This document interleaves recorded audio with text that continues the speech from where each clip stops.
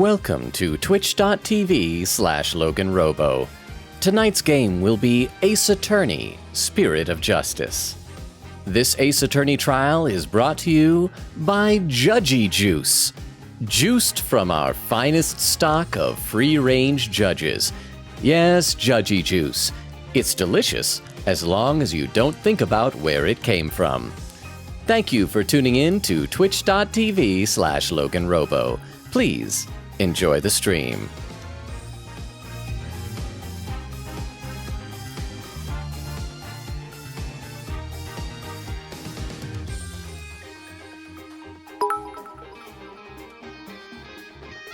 Logan will not play for parties, birthdays, weddings or funerals unless you pay for his travel. And find him a date.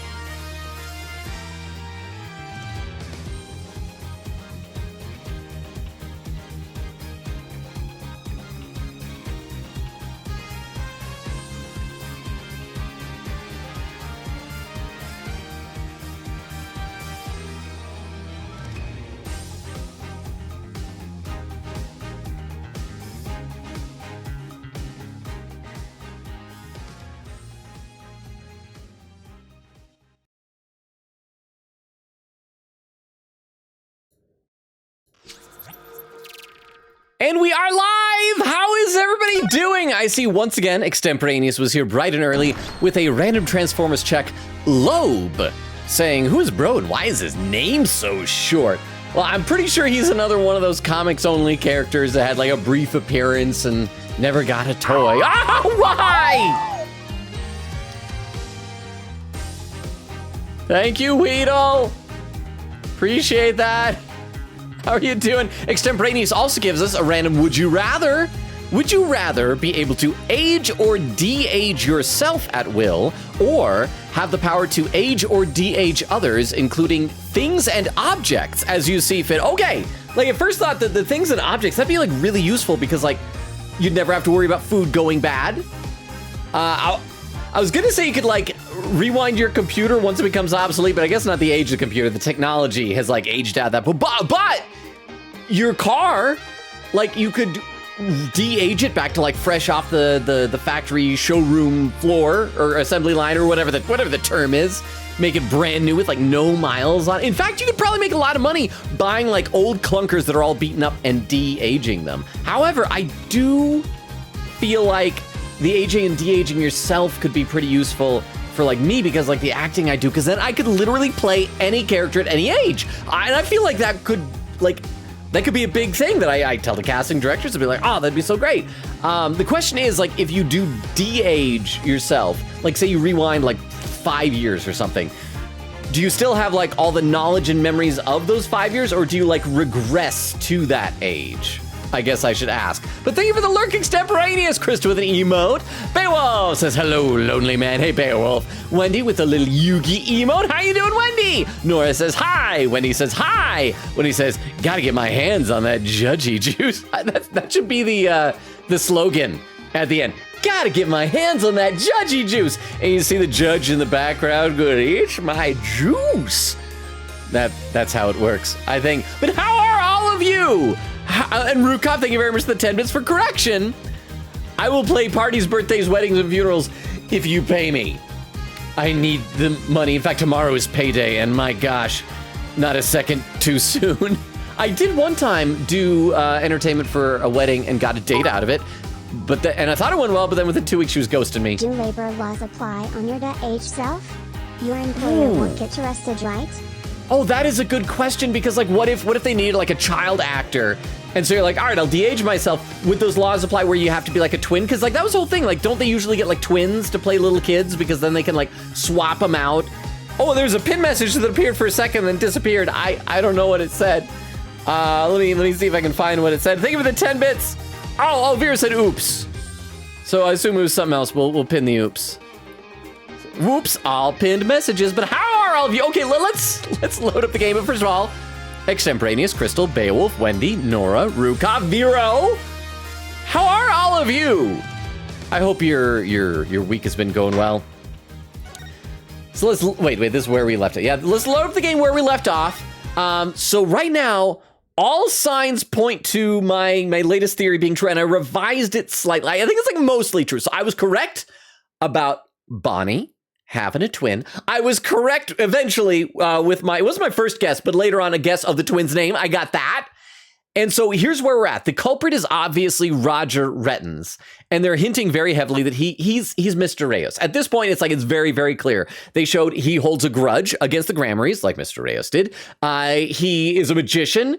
They've like outright said it by the fact that he makes the thing disappear. And this is what we're going to say. He's a magician too. So I think Apollo is about to get to that point. So he is Mr. Reyes. In fact, if we take a look at the court record, when we check out the body, you'll see the right arm of the body lacks the scar that Mr. Reyes has in the past here. So what I think is one of two things. Either A, Roger Rettens and Mr. Reyes are also twins. Now, the court record does say that they're 5 years different age. I'm thinking that's might be a lie. Maybe they just made that up. Maybe Roger Rettens is a character they created and he's not real. So maybe they're also twins or triplets or something like that. And one of them died, but the other didn't. I don't know. Or what I think is more likely is that Mr. Reyes wanted to take revenge against the Grammarys. And so what he did is he faked his death with the dragon falling down to make it look like maybe he was stabbed then.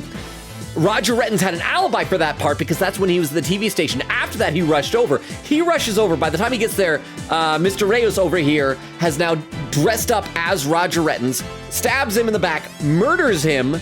The police get there. However, I don't know how he like disguises him somehow as Mr. Reyes. Maybe he just does a crappy job. What? Queen Katie was raided with a party wand. Welcome, Queen Katie. Beer, can you do a shout out for Queen Katie? I'll continue my theory in just a moment here. After we do a quick little shout out for Queen Katie. I did pop into Queen Katie's stream just a little bit ago, by the way. Oh, it's the In Stars in Time. I gotta look away so I don't see spoilers. I'm sure it's a fun game though. Okay, I'll take the coin from her pocket and flip it in the air. Flip, flip, flip, flip, flip, flip, flip, flip, flip, flip, flip, flip, flip, flip, flip, flip, flip, flip, flip. Is this the same clip that we got before that ended up? Oh, look, you can even see. For a long time. Look who's listed as newest follower. You're sure it hasn't been frozen in time? I mean, it's still flipping. Okay, so like I was saying, so the only question I'm not sure is how he could have disguised Roger Rettens as himself, as Mr. Reyes, before the police got there. Unless he just is really good at quick changes somehow, I don't know. Or maybe that was like a secret part of the prank that they were playing. Because like the first part of the death with him flopping on the dragon falling, that was part of the prank show script. So maybe Roger Rettens was supposed to show up, oh yeah, because he was in on it. So maybe he was supposed to show up dressed as Mr. Reyes as part of it. And so then he kills him. Although how you fool the police, because he had an autopsy before, maybe the coroner's just like, well, we all saw him flop out of the coffin, so we don't need to verify identity with like fingerprints or dental records or anything like that. But yeah, so that is my theory I'm running with. I'm sure I'm wrong on some of the finer points, but I feel like I've got it in the broad strokes. So yeah, Rettens is a magician too. That's where we left off. That sleight of hand trick Mr. Rettens did during the recess earlier. Filming is prohibited inside the courthouse. Do you want me to get the bailiff? She's such a Karen. Huh? Oh, filming. What you talking about? Oh, I don't even have a camera on me. I wonder if he was waiting for us to search him. In that case, it's not just up his sleeve or behind his back. It's in his butt. I assume that's how magic works. I've never done enough like advanced magic, but I assume most of the time if things disappear, either sleeves, behind you, or in the butt. Let me read a couple more comments in the chat though. Nora says, I'm going to be trying to troubleshoot my laptop while watching this because it's so full of storage. I can't delete anything. I've been there before. Good luck with that. Vera says, what if I paid him 10 bits? You'd get 10 bits worth of a performance. What? Or under his hat, like most magicians. Wait, does he wear a hat? Does he wear a hat? He does wear a hat. Well, you know, the hat is nothing but the fashion industry's butt. So it's the same thing. Totally the same thing. Ruka says maybe if you get him a date and 10 bits. I mean, I'd appreciate both. Did you guys see Extemporaneous said today is apparently National Girlfriend's Day? So Vero also pointed out that it's Clown Week. I checked my clown makeup, but I don't have enough. Oh, a poll just appeared. What would you hire Logan to do at your party? 1, balloon animals. I can make like balloon sausage links and that is about it. Improv, that's what I usually do when booked at parties. Teach music. No. Oh no. No. I don't know nearly enough about music. Dance, monkey, dance. You don't want that either. Or professional lonely man. Well, is that like the opposite of if you have a bachelorette party and you hire a stripper and he comes in, he's like, oh yeah, getting everybody excited, and they're like, oh, he's a professional lonely man, just goes in there and he's so sad and lonely that the girl goes, oh wow, I'm so glad I found a better guy than this. I'm so glad I'm marrying my fiance. I think that's how it works. I'll read some more of the chat in a minute. I feel like I'm already getting behind in the chat, but we gotta. What? TTS kid. This is why you don't have a girlfriend, anyways. So many foreshadowing in DR2, calm before the storm LMAO. I am so excited that you're on Danganronpa 2. Now, you've already seen those streams, but I'm excited for you to play it for yourself. And I didn't even notice that foreshadowing you pointed out on Discord. I think of it. What's that? Oh, it's another Queen Katie shout out. Go! If you hear someone say, hey, beans are crime See, you get 2 shout outs, Queen Katie. Whipping out beans out of nowhere. I'd be like, hey, I have a box of coffee beans. Like, why are you going? Oh, I think I've seen that clip before. Okay, like I said, we will play some of the game. I will catch up some more of the chat in a minute. I'm already behind. I know that. Vote in the poll. I'll read some more comments in the chat, but we should play a little bit. Just in case there's any lurkers. If there are any lurkers or new people here, whatever, I do eventually play the game. I promise. But I love to take time to read the chat. That's my top priority. I've said this so many times. I know I sound like a broken record, but I can play these games by myself. I do this because I love to hang out with you guys. What if Mr. Rattens is a magician too? What if? I believe it's up to the defense to fill in the blanks, not me.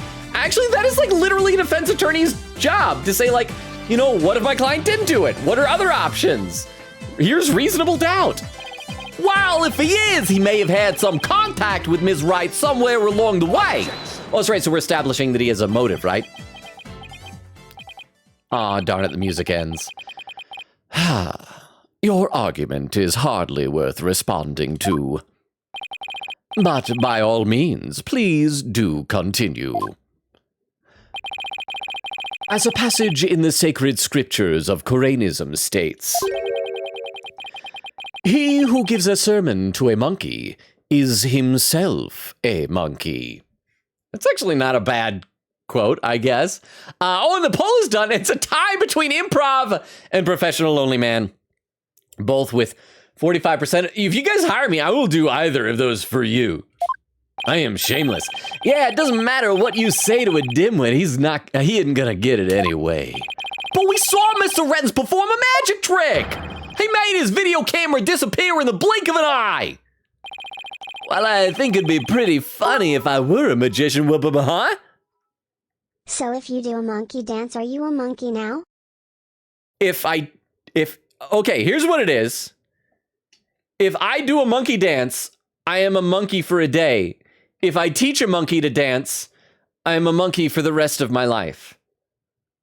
Isn't that how it works? Monkeys are the same thing as fish, right? I think that's how it works. Thank you for the 10 bits, Vero. I appreciate that. Well, I think it'd be pretty funny if I were a magician. You must have been seeing things. Want me to introduce you to a good eye doctor? If a connection as tenuous as that is all it takes, then every magician in the country could potentially bear ill will toward the accused. I guess you're right. Oh, you're not the sharpest knife in the drawer, are you, short stuff? You would do well to cleanse that putrid mind of yours in the holy waters of Mount Ponipone. What a great name for a volcano. Oh, I guess not a volcano. Well, holy waters, maybe it's a volcano. Maybe it's got hot springs, from the lava underground. 3 days under a frigid waterfall, and even you should rise to the level of a monkey. Oh, a numbskull for a numbskull? What? Arg! Well, this numbskull has thick skin, so there. I think I get what they're driving at. Even if he is a magician, it's not exactly a reason to bear a grudge against Trucy, is it? Unless he is Mr. Reyes, like I've been saying for hours. Hold on, I can think of one person, one magician who has a reason to bear a grudge against Trucy, or rather, one magician who has a reason to bear a grudge against Troop Grammary. Okay, game, you don't need to spoon feed it to me. I already figured it out. Oh? Huh. Hey! No way! Is something wrong, Mr. Justice? Huh. Your Honor, the defense wishes to submit evidence at this time. Okay, let me read some more in the chat now that we got some music again. There's Weedle. Weedle was with the Tomcat saying nerd, but how you doing, Weedle? Vera says, oh man, maybe I'll have to look into it. Weedle says, I'll be back in a bit to call you a puppy kicker, stink nut eating, etc. Vera says, oops, laughing. Wait, how did my pinned message get unpinned? I need to repin this message. There we go. I did not unpin that message. Eggland says, yippee! How you doing, Eggland? So good to see you. How is your week going? Queen Katie says, howdy. Thank you again for the raid, Queen Katie. When he says, Katie! Queen Katie said the demo was awesome. Queen Katie said they got canceled on Twitter.com. Mr. Reyes did. I suspect it's because he has a terribly dumb real name. Is Man of Mystery. Nora says, I also stopped by for a few moments, but it's a verified chat only, and Twitch won't let me verify my account. Aw, I'm sorry. What do you have to do to verify? Probably verify your email? Queen Katie says, oof, lol. Oh, we got a new chatter. I hope I'm gonna say it right. AA Maichi. Is that what it, or are you supposed to say or are you saying like you, because it says, yeah, me too. Well, let me verify it all. Well, hi. So you were a raider with Queen Katie. So is it AA because they like Ace, or is it just Amici? Maybe it's Amici. Maybe I'm reading too much into it because Ace Attorney. Amici. I hope I'm saying your name right, Amici. But how are you? Thank you for joining us from Queen Katie's raid. Queen Katie said, I think it had it like that for safety. Vera said, welcome. Nora said, is that not a valid phone number? It is. Maybe it has issues with certain carriers or something with the what? Oops, I left the Monokuma Higurumi redeem unpaused. I could pause it again, but that would take effort. I feel like I'll just go to bed. Okay, good night, Rukov. Thank you so much for being here. Sleep well, get some rest. I'm sure you have an early morning. Come on back if you can't sleep, but good night, Rukov. You're awesome. And I get the feeling that Rukov is kind of like trying to tempt you all with the Monokuma Kigurumi. Very subtle vibe. So I would like to take this opportunity to thank you for the fact that the last 2 streams it's been unpaused and nobody's redeemed it. And so thank you. I think the main problem is I actually don't know how to pause and unpause redeems. I'm sure it's like something super easy, but I actually don't know how to do it. So, good night, Rukov. Thank you for being here. Let's see. Vera says, welcome. Oh, I read that. Yeah, Nora said, not a valid phone number. It is. Amici says, yeah, it's fine. It's Twitch's fault. And then Vero posting the schedule command and socials with the what? I can pause the Monokuma Kigurumi, but you have to bribe me first. What form of exchange do you take for bribes, huh? Are you saying you want me to redeem it? No. I believe that I was thanking the chat for having the self-restraint. Bumbo threatened me to, because Bumbo apparently has enough points. But I will just say we're fine. We are fine. But thank you both, Vero and Rukov, for the 10 bits. I appreciate it. Let's play a little bit more, then I will read some more in the chat. But again, Amici, am I saying it right? Amici? I feel like it's kind of like the word amici, because isn't that like Greek or Latin or something like that for friend? So, amici. TTS, the only reason why people ain't redeeming is because of the dang polls. Oh, but unlike because the spending, that is wonderful then. We should have more polls where people get to dump all their points. And I think Vera was suggesting predictions. We could have predictions and gamble away, except the problem is with predictions, you can win points. But that's a good point. Also, I probably shouldn't get hung up on Amici's name pronunciation. I don't know if you're still here. If you are, great welcome. You know, kick back, pull up a chair, enjoy. If you did have to leave, I totally understand, but I appreciate you being here. All right, I'll read some more in a minute. Let's keep going with this. Your Honor, the defense wishes to submit evidence at this time. I see. And what sort of evidence do you have for us? Evidence that points to the real killer, the one who had a motive to commit this crime. Wait! How about instead of pointing evidence, I just like click the person. I just say it's Mr. Reyes. He faked his death. And what have you come up with this time, defense? True losing right is the sole heir to Troop Grammary and its name. This puts her square in the crosshairs of one particular magician. And this piece of evidence points to that one person with a grudge against Ms. Wright. Okay, so I guess it's gonna be the poster maybe, because that's what shows he was canceled. Yeah, because here he's ousted from Troop Grammary 13 years ago due to an injury he sustained. Let me make sure there's no other piece of evidence that like refer to the fact that he was trying to get revenge or anything. Contract, trucy statement, clipboard, sword stand, stage lift, show footage, autopsy report, prank plan script, trucy's note. So, and the diary probably didn't talk, but he has that. Yeah, so it's got to be this then, right? I think. Take that. And who exactly are you naming, Mr. Justice? Mr. Reyes? Oh, crap, did I not save before? I think I forgot to save before that in case I'm wrong. Oh, and a poll has appeared. Chat, help me decide what form of bribery to receive. Drink Fun Dip, play Fuga. Oh, we gotta add another month now. This poll was not made by Weedle, by the way. So those are the only two options? Drink Fun Dip or play Fuga? Well, although Weedle is getting a lot of votes, so apparently Vera will accept Weedles. Well, good news. We have a Weedle here in the chat. Don't be fooled by his username saying not a Weedle. So Vero, I will transfer ownership of our resident Weedle to you. It's like the little Pokemon transfer, right? Send the Pokeball and it just zips over there. And so, yeah, that's what we're gonna do. So Weedle has won with 50% of the vote. So Vero, you now own Weedle. Do with him as you see fit. But remember, he is gonna be going off to college pretty soon. So you gotta stay responsible. And who exactly are you naming, Mr. Justice? 13 years ago, the great Mr. Reyes belonged to Troop Grammary. But then the troop ousted him, and Mr. Reyes vowed to get revenge on them someday. Okay, what if the reason why they ousted him, because like he has the scar in his arm, they said it was from an injury from like a botched trick or something, right? Because what if he's also twins like Bonnie and Betty? Like I said, the other twin maybe was impersonating Roger Rettins, and that he also was doing like a swap out thing. And the problem is, like I said, I think I talked about this last time, that the scar, he doesn't match up like with his twin anymore. So yeah, I think Roger Rettins either is disguised as Mr. Reyes in the morgue, or is a fake character that Mr. Reyes came up with. And what better way to accomplish that than through the ruination of their sole heir? Well, what? Oh, Card Plays Cards! Rating with a party of 19! Holy cow! Thank you so much for the raid! Hey, Vero, can we do a shout out for Car Plays Cards? Hi, Raiders, I'll introduce myself. Oh, Car Plays Cards is followed. Thank you so much. So, okay.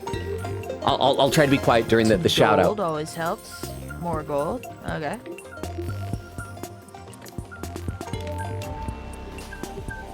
Okay. I kind of like that variant. And 50 credits. All right. Not too bad. I'm up to 230. Oh, it's Blink! Now, I love Blink! That'll help with my collection level a little bit. I've never actually played Marvel Snap, but I just love Blink as a character. So I was like checking the chat to see what was going on here with the raid, and I glanced over and I suddenly saw Blink. So Car Plays Cards, welcome, thank you for the raid. Okay, so Raiders, hi, my name is Logan. I stream Tuesdays, Thursdays, Fridays, and Sundays, currently alternating between this, Ace Attorney Spirit of Justice, and Persona 3 Reload. Persona 3, we're getting like kind of close toward the end of the game. We've got maybe a month left in it before we're gonna be done with that one. And what else do I say?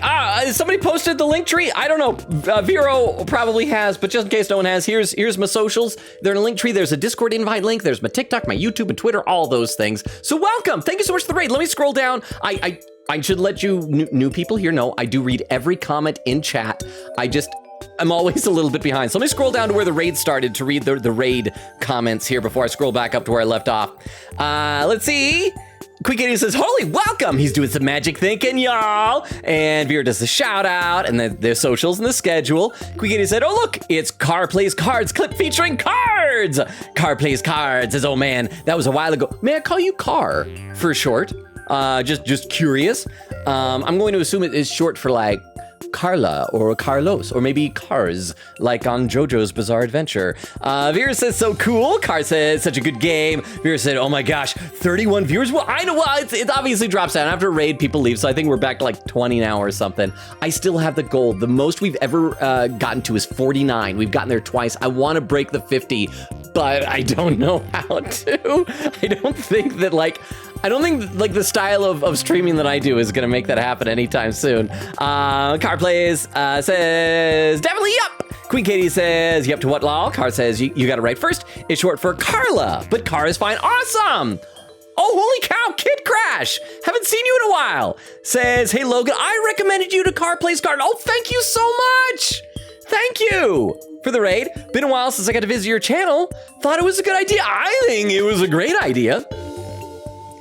And it's great to see you again. How are you doing? Welcome back. To catch up, I'm going to give a quick rundown. I don't know if any of our raiders are still here. I'm guessing most of the raiders are probably left because this is a very different game than Marvel Snap, which is fine.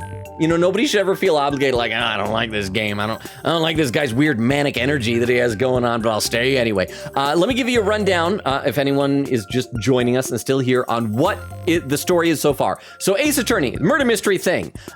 So there was a magic show with Phoenix Wright's daughter. It says Phoenix Wright, main character from the first couple games. His daughter, Trucy Wright, adopted, but still daughter, was doing a magic show. At the magic show, this is one of the guys that she was working with, and he flopped out on stage out of the coffin that she was like stabbing fake swords through, apparently dead. Then a big dragon prop fell on the stage, and everybody's like, then they find him later, and he's been stabbed, and he's dead, and everything like that. It wasn't him. I believe it was this guy. He's a producer. I believe he secretly is Mr. Reyes because Mr. Reyes has a grudge against Trucy because Mr. Reyes he used to work with Trucy's biological family of magicians, but then he had to leave. He got kicked out of the troupe after like an injury, something weird like that. And so I think he faked his own death and is now impersonating Roger Rettens, who is the producer of the magic show, and that Roger Rettens is actually the one that died. Also, this is Bonnie DeFame. She's adorable. Another magician. She's got a twin sister, Batty, who's also adorable, but evil. But hey, it's an adorable evil. So, the poll is up. Who's the coolest Troop Grammary member design-wise? Okay, so let me show you guys so you can vote on this. If any of you don't know. So we got, here's the poster. So we got Zach Grammary is here in the salmon cape. Valent is here in yellow. Thalassa is over here in blue. Mr. Reyes is in the green/purple over-designed Tumblr sexy man outfit. And, I guess we're not counting Magnifique Grammary. We're just saying Trucy. We're just saying Trucy. So I'll vote for Trucy because I can't vote for Mr. Reyes. Also, I'm gonna be nice to Vero and take down the pinned message because we had some raiders coming in who are, again, probably all gone. But now you can, for your raiders who get here, and for Car, you can probably see why I get behind in chat. I get easily distracted, but I have fun. Okay, so I should probably play a little bit of the game and then I'll come back to the chat and I'll read some more. What better way to accomplish that than through the ruination of their soul heir? But Mr. Reyes is the victim, Mr. Justice. You've named a dead man as your suspect. But is he really dead? I mean, when the police arrived, did any of them like walk up to the body and say, yo, you all right? Because I mean, if I was pretending to be dead and somebody asked me that, I'd forget and probably say, yeah, I'm fine. Oh, crap. And then probably have to kill that guy. But none of the police got killed, so I don't think they asked. What do you mean? Is he really dead? Well, if the fact that Mr. Reyes is the victim is what's throwing you off, then how about we consider this possibility? See, and again, there's no scar on his arm like in the poster, so this is definitely not the real Mr. Reyes. What if the man who died on that stage yesterday wasn't Mr. Reyes? Ooh. Crap, I'll pretend to not be affected by that. He's asleep. The prosecutor's asleep. What? You mean the victim was an imposter? He was a sussy little baka. Not Mr. Reyes? Then what about the real Mr. Reyes? That would mean the real Mr. Reyes is still alive. That's absurd. Okay, so is Reyes, who's obviously now impersonating Roger Rettens, is he going to admit that he's Mr. Reyes but still deny that he's the murderer? and like just claim like, yeah, it's me. But she still killed the guy. I just tampered with crime scenes by switching our clothes because it's like what he's into or something. But let me read a few more comments in the chat because I am so far behind still. Amici says, for me it's sending error, says, I love Ace Attorney. Eglin said, no effing way my birthday falls in clown week. Well, I mean, just stay away from the clowns who do balloon animals, Eglin, and it will be fine. I promise you. When he says Apollo Justice, the type of dude to go, quote, he's right behind me, isn't he? He would do all of like those stereotypical, like overdone cliche lines. Quick said, but yeah, the demo I played tonight was dope. I thought I got all the stuff in time for the raid, but then I learned I did not. Lol. Says, I got Pacifist, Companion, Lord, and Pacifist again. Vera says, add quote, a hat is nothing but the fashion industry's butt. Queen Katie says, oh my, blush. Crystal laughing, Amici with a skull. Nora says, maybe if you learn how to make balloon animals, you'll get a girlfriend someday. Would that work? Lady folks in the chat, those of the female variety, if I walked up to you and said, hey, check this out, and then like, I made like a balloon animal, like a giraffe or something, would you be like throwing yourself at me? Is that true? A magpie, says Magpie in the house. Ooh, looks like it came just at the right time. Welcome, Magpie. We're about to unmask. Roger Retton says, Mr. Reyes, the poll is done, and Thalassogrammary won with 55% of the vote, and Crystal contributing 60 channel points. So there we go. Okay, so let's keep going. That's absurd. Hubbub. Wait, he's wearing shorts in the courtroom? Show some decorum, murderer. Mr. Justice, who is the real Mr. Reyes if not the victim in this case? All right, here we go. Put the pieces together, Apollo. It's all coming together now. I finally see the gimmick, the trick to this entire case. Oh, we're gonna have to do the thing that Phoenix has been doing lately, where we go inside his mind, and it's basically like Psyche Taxi, but without the taxi. Let's save just before we do that in case we mess up. Gotta keep staggering our saves here. All right, here we go. Oh, well, maybe not. Okay, I was mistaken. This should explain everything, Your Honor. The real killer, the one who hated Troop Grammary and wanted to sully its name. The magician lurking in the shadows who set up a fake Mr. Reyes in his stead. Ha! Huh. The real Mr. Reyes is Roger Rettons. Present. But Roger Rettons is Roger Rettons. Yes, it is, yeah. Roger Rettons is the real Mr. Reyes. This is not very exciting music that's playing. Very contemplative. Quickity said, well, I'm gonna figure out what to snack on. Let's see, there was some stuff read by TTS. Nora says, do y'all have your water with you? I do have my water with me. I came prepared. Vera says, yup. Quickity says, snacks has been obtained. Crystal says, do they have ponies in Pony Pony? I hope so. I hope they have at least 2. Oh, and a pinned message from Vero. Saying, assuming Rukov went to bed, from this moment there will be no mods present because I'm hungry, BRB. Oh, BRB, so you are coming back. I thought you were gonna have to leave like permanently for the rest of the stream. So, until Vero obtains food, you know the drill. It's the purge. Chaos reigns. You're all allowed 1 murder each. Use it well. So what'd you give for your snack, Queen Katie? Queen Katie said also, Vero, I don't know if it was you that talked about it, but I'm thinking of tackling that mystery demo next week. I'm so excited. Saying, oh yes, this part. Vera says, oh yeah. Magpie says, just reminded that one comic. Apollo, I think the gun was hidden in the teapot. Yes. Yes, was it Vera or Queen Katie or maybe it was you. Somebody posted that on Discord. Roger Rettons, the real Mr. Reyes. Wait. Him? Hubbub. Yeah, we figured this out 3 hours ago. Ah! Oh, hollow red pepper, your impotent seeds sprout naught but meaningless empty words. That's right, you're impotent. I don't even mean that as a metaphor. Just tossing that out there. You can't possibly have proof to support such an outlandish theory. Okay, so the proof has got to be the photo that shows he has no scar on his arm, right? It's not a bad idea for a soap opera, but not even die-hard fans of the genre would stick around past the pilot. What would you call that pilot? My Dead Magician? Something like that? You want proof? Well, I've got proof. I can prove it by proving that the Mr. Reyes... Oh, look, right there. You can also see, even in this shot, the lack of the scars. Wait, so that Mr. Reyes was already fake? See, because he had like that carabiner on the back of his belt, and so I had assumed that that was the real Mr. Reyes.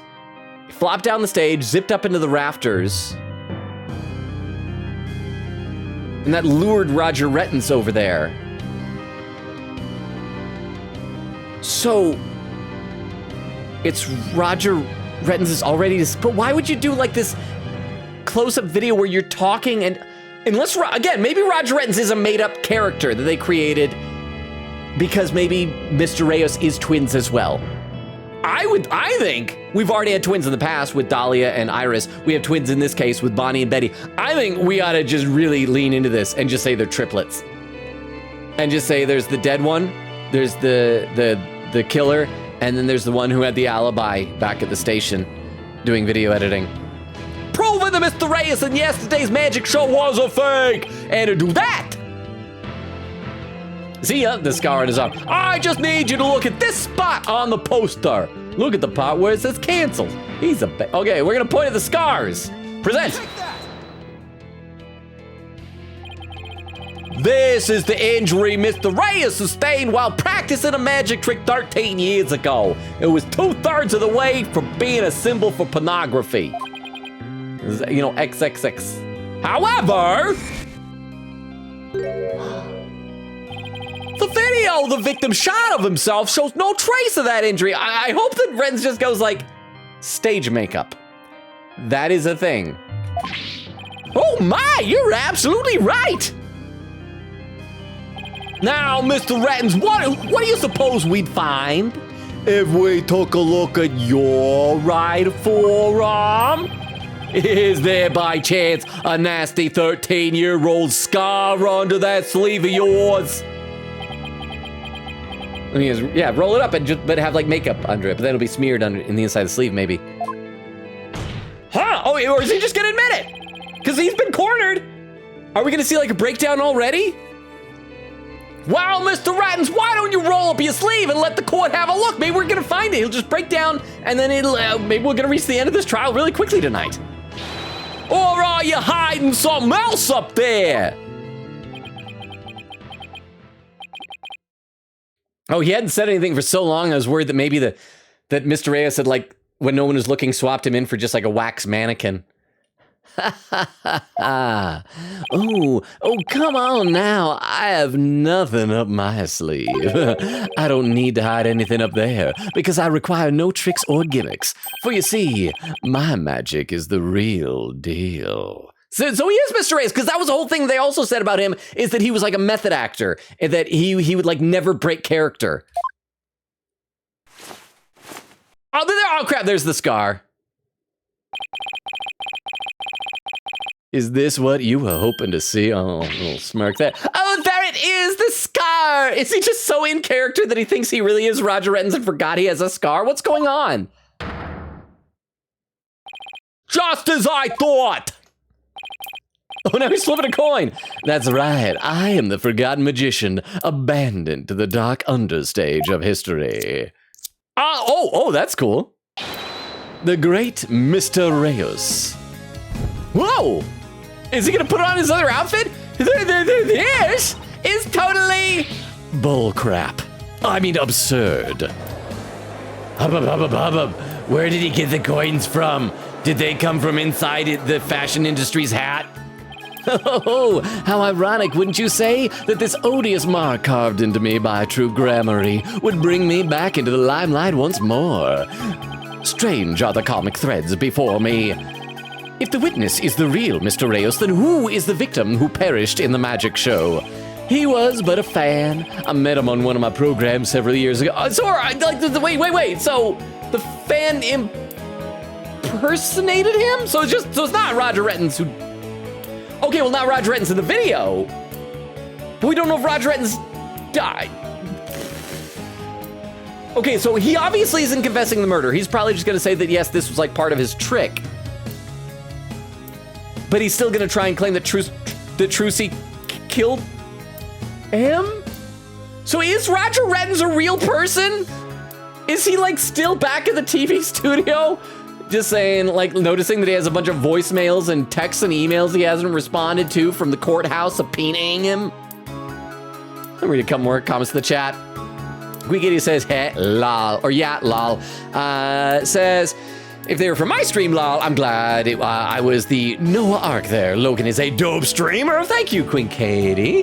Crystal says, night night, Rukov. Nora said, I'm still working to how to draw people. So as of right now, I'm simply going to trace Athena because it gets me familiar with drawing outlines of people. Nice. Wendy says, I'm playing Master Duel, so I'm in lurk mode for now. Thank you, Wendy, for playing Master Duel. Can you hear us while you're playing? Can we shout at you and say, don't play that Karibo.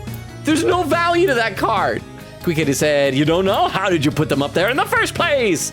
Magpie says, the main problem is that we keep running polls and using all of our points voting, laughing, no Monokuma for chat polls only.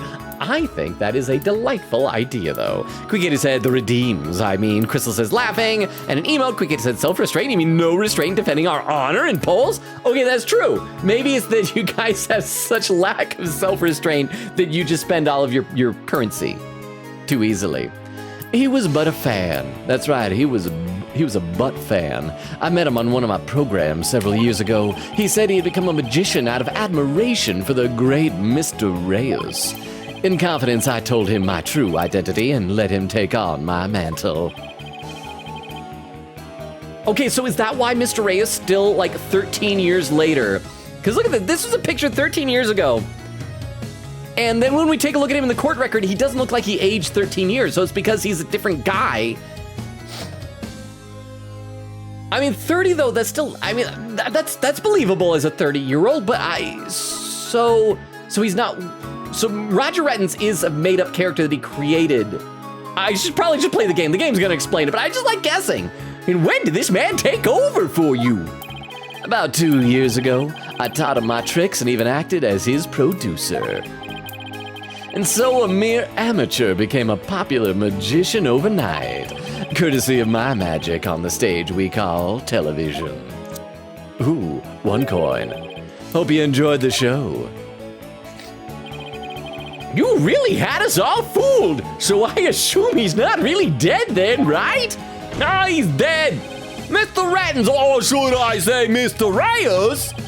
In your hatred of Troop Grammary, you killed the victim, Mr. Mystery. Wait, so Mr. Reyes' real name isn't isn't Man of Mystery? But from the autopsy report, like they actually confirmed the victim's. So it doesn't say that Mr. Reyes' real name is Man of Mystery. It's that they did do the verification, and this guy's name was Man of Mystery. Oh, holy crap. So what's Mr. Reyes' real name gonna be?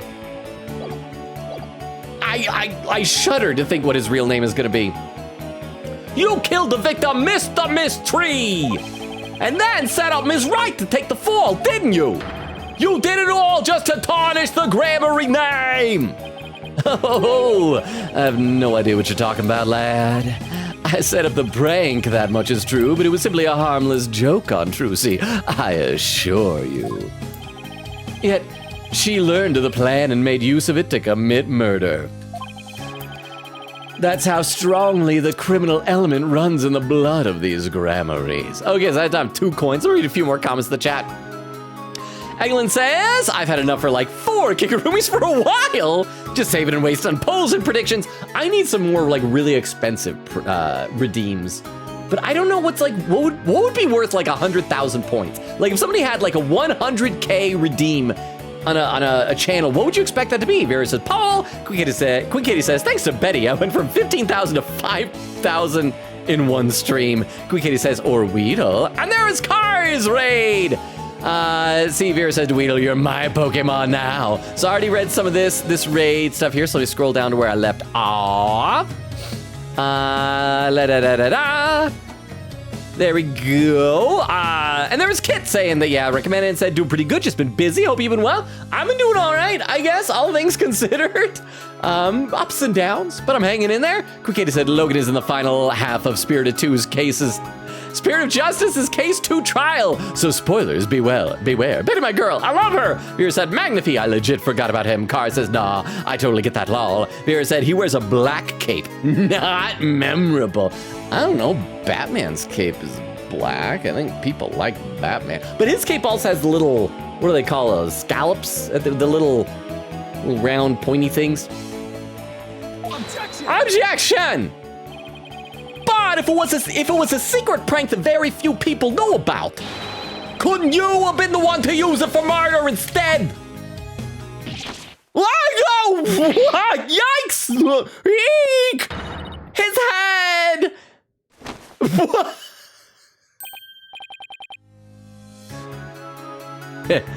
Just kidding. I want to know how to do that trick. So he just like pops up like that, and then so it's all like a cape down here, and it just goes like that. Is that how he does it? It's so simple. I thought maybe, I don't know what's happening, but I am delighted. I'm loving this case. What the heck was that? Heed my words, lawyer lad, for I fear your grasp on reality is slipping. Was he always wearing this cape, by the way? Wasn't it like just a sweater over his shoulders? I do believe I told you that my magic is real. It employs neither tricks nor gimmicks.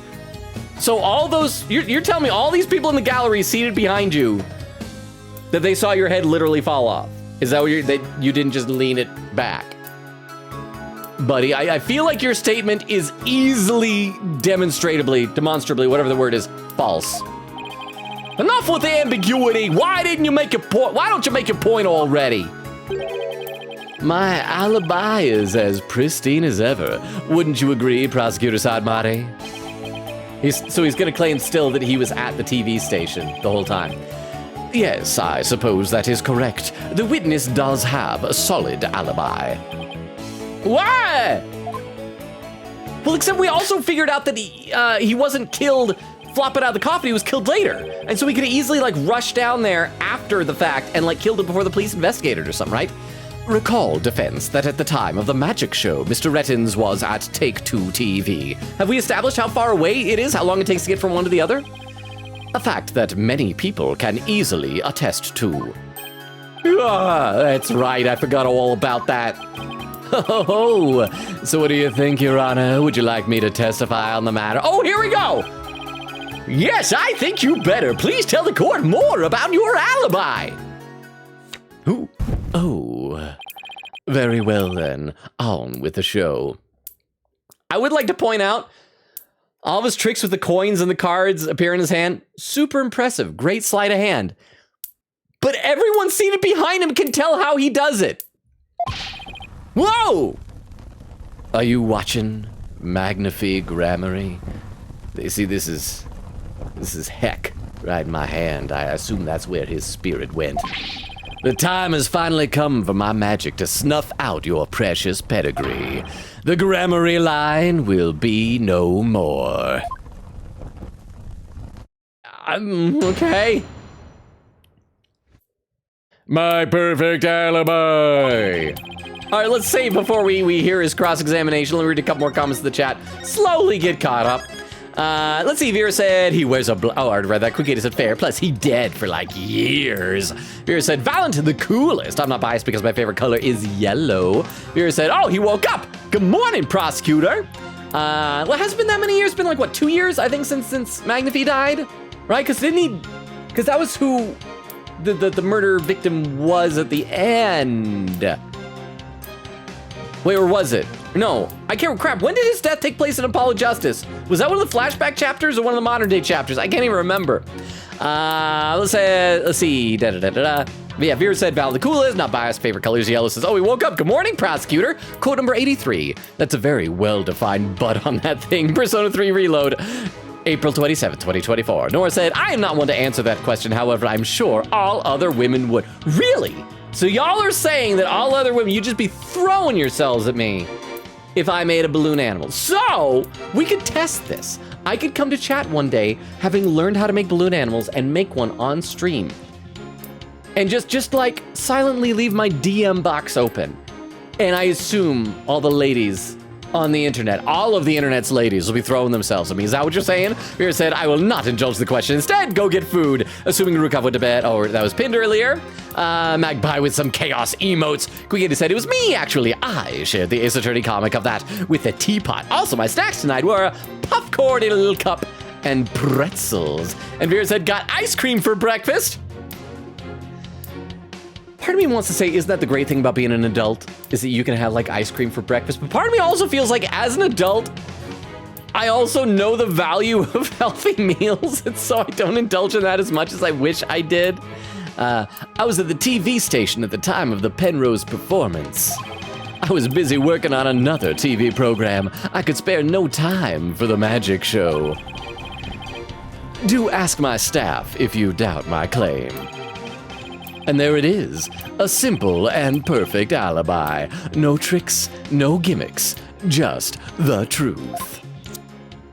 So maybe just like he paid someone to impersonate Mr. Reyes on stage, he paid someone to impersonate him at the TV station. I mean, he has an established track record for that type of thing. Do you understand now, perhaps? I did not grace the theater with my presence until after the incident. But also, we established earlier that he didn't die when the cameras caught him flopping out of the coffin. So he died after the incident, right? So how could I have committed the murder? His staff did say he was there at the station. So it sure does sound like a rock-solid alibi. But that can't be right. If Mr. Rettens is the killer, he'd have to have been at the theater. There's gotta be a hole somewhere in his story. I assure you there are no holes on Mr. Reyes' stage. None of them. They're not allowed. I had all of my holes surgically filled in. Hang on, I gotta check something. Have we updated his thing to say... oh no, so it still doesn't say that this is him. What about this one? His real name's Man. Okay, so yeah, his bio has not been updated. Ooh, poof. No tricks, no gimmicks. True magic doesn't need trapdoors to escape through. Do enjoy my show to the fullest, and my real alibi. Okay, cross-examination. My perfect alibi. This sounds like a romantic comedy name where you fall in love with an alibi. Okay, so you know the drill. We save, we press every statement, then we present some evidence here. Let's see, Quickity said, welcome back, Vero. I assume by how that message was unpinned. Lol, Vera said, hi, yes. Quickity said, what flavor? Vera says, ice cream sandwich. Quickity says, nice, I love those. Okay, here's what I really like. You ever had an ice cream sandwich where the ice cream inside is chocolate instead of vanilla? Just saying. Vera says, I do too. Queen Katie said, wish they weren't so messy at the end. Okay, that's true. Vera said, I keep them in their little baggie for that reason. Queen Katie said, well, you forgot some things, Sir Logan. I feel like I was very close on this. Crystal says, lurk. DR2 gameplay continues, but I'm watching still. Hi, Crystal. Say hi to Fat Yakuya for me, please. Oh, and Quick Katie with a clip. Oh, with a bunch of clips. Okay, so we'll check those out in a minute. Let's press a couple of statements, then we'll be back. I assume these are going to be the clips of my guesses leading up to this, so we can compare how close I was to the actual truth here. I was at the TV station at the time of the Penrose performance. Hold it! But you did come to the theater eventually, isn't that right? Indeed, anxious to see how the show was progressing, I made my way to the theater. Let's see, my journey took about 10 minutes by car. Okay, so then we need to find out how long it took for the police to arrive.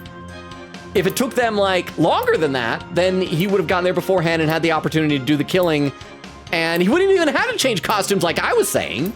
You just stab. Costumes built right in. Could he actually have been at the theater during those 10 minutes killing the victim? Oh, allow me a stab at reading your mind. Get it, stab, because that was how the murder thing was done. Anyway, aha, Could I have been at the theater during those 10 minutes killing the victim? Ow in the... But no, I took a taxi. The driver can attest to that. So again, maybe he's twins. Or maybe he paid off somebody else to be the other Roger Rettins. Feel free to call the taxi company if my word does not satisfy you. The driver is a big fan of the Rettins, Raja. I even gave him my card. He gave the driver his card? That was very clever of him, but it also shows that he did that intentionally so that he'd be able to use him to corroborate his alibi. You might as well give it up, lad. Questioning real magic is a fool's errand. Besides, you know very well what I was doing at the time of the incident. I was busy working on another TV program. I could spare no time for the magic show. Okay, was the stuff they were recording, was that just being recorded there, or was it being broadcast over to the TV station? Hold it! Hold it! You know, what other TV show are you working on? As I relate, I'm just curious about the other projects. I'm trying to show more interest in other people's hobbies. My own special project, you see. One moment, perhaps this is more appropriate. Is Raiden's Raja special production? Yeah, hang loose, baby. It's called Desperation Regeneration. He switched personas just to say that? Oh, should I have different voices for him, for these two personas? What's the show about? Washed up has-been singers and comedians get together and play musical chairs. The winner of the game is given a second chance at their career. A priceless prize for chumps who washed up too early in life. Sounds great, right? Might I suggest you appear on that show, Mr. Justice, as the ex-lawyer who used to make ridiculous bluffs in court and faded sadly into obscurity. And let the Raiden's Raja produce my TV debut, not in this lifetime. I assume I am gonna be a washed-up ex-lawyer, but I'll be darned if I use that to help him. You have great reactions. Who knows? TV might be your true calling. Hey, whose side are you on? Everyone knows he's not gonna last very long as a lawyer. In any case, I was overseeing production of this program during the Penrose performance. Okay, so we're about, I think, halfway through this. Let me check out some of these clips that are in the chat. If you're lurking, whenever clips are posted in the chat, we pop them up into our clip viewer so we can all watch them together. And as always, first clip of the night takes just a little longer to load up than subsequent clips will. So I'm assuming that these are going to be the old clips again, showing guesses and or foreshadowing about Roger Rettins really being Mr. Reyes, I assume. Okay, so this first clip is titled, Well, What If He Doesn't? Okay, let's check it out. Magicians are all a bunch of good-for-nothings, if you ask me. Okay, so why, if this guy's the producer, why would he want to produce a show about magicians if he hates magicians? Is it just that he thinks, like, well, it's good ratings? It kind of feels like this may have been that he has a bone to pick with magicians. Maybe he has a bone to pick with Troop Gramarye specifically. And this whole thing was just a setup to enable him to get revenge on Mysterious. See, look at that. Okay, so I was close. I was thinking revenge on Mr. Reyes, but it was revenge on Trucy. Nora says, well, dang. Vera said, oh, dang. Arms. Nora said, I was not expecting that. Queekatie with another clip. So here's the second one. Let me pop this one up as well. This clip is titled, The Man Himself Flipping a Coin. Wait, did he flip a coin earlier in the... We gotta figure when we're gonna see a body. Part of me wants to say that we'll go back out there and the guy in the green suit is gonna be dead under that big top hat in the middle of the stage. But I feel like they put so much effort into that design, it would be a shame if he's the victim. He's gotta be either the culprit or a witness, right? There's no way that they would give that much design to someone who's just gonna die. And I was right! I mean, it's a shame that I was hoping that maybe on the reveal he'd like twirl around and change his costume and he'd be in that outfit, but apparently not.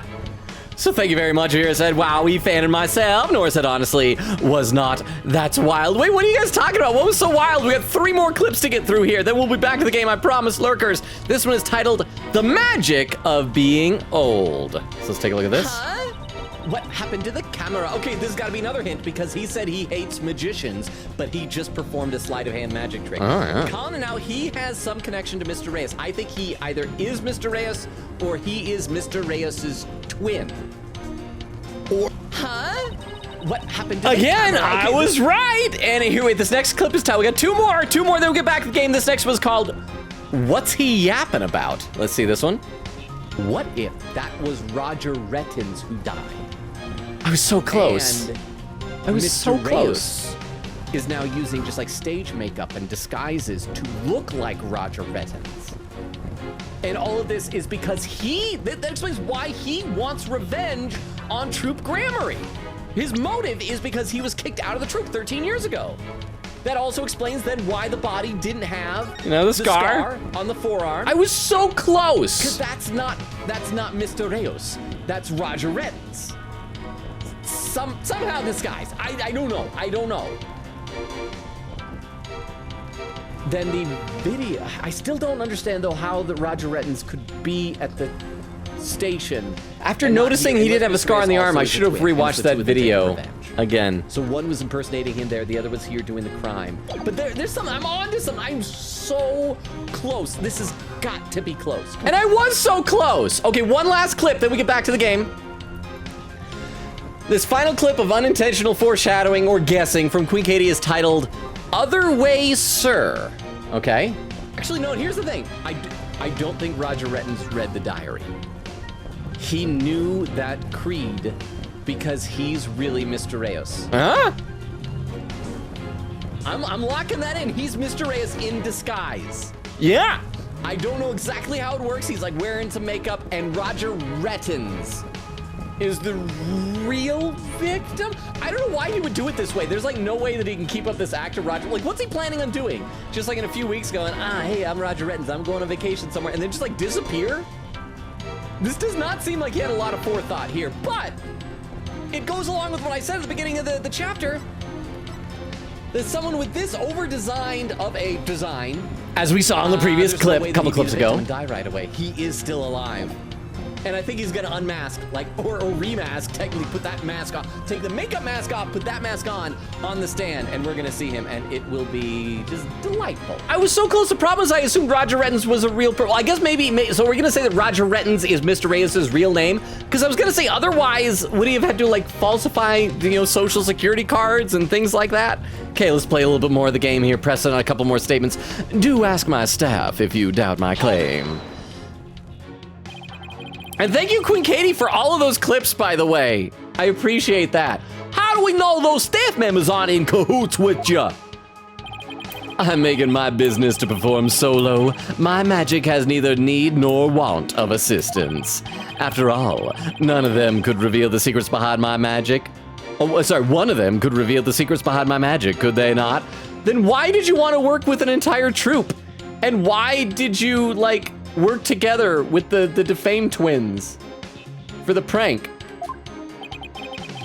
So he doesn't trust anybody, huh? He's the complete opposite of Trucy. There were many people there in the studio audience who saw the witness as well. Even if he had been able to persuade his own staff to cover for him, he could not have convinced so many complete strangers to do the same. He really has made a rock-solid alibi for himself. Yeah, it's almost too good, Oh, it's a little rock-solid in here. A little too rock-solid. It's eerie how perfect it is. Has all been revealed to you now? Okay, one more statement to press, then we need to figure out where we're gonna present evidence. And there it is, a simple and perfect alibi. No tricks, no gimmicks, just the truth. Hold it! I've got it! Oh, yeah, this is what I'm saying. Do you have a brother? But crap, if Apollo thinks it, then it's not gonna be correct. I felt so clever about that. But I should know that if Apollo has an idea, that my idea wasn't smart.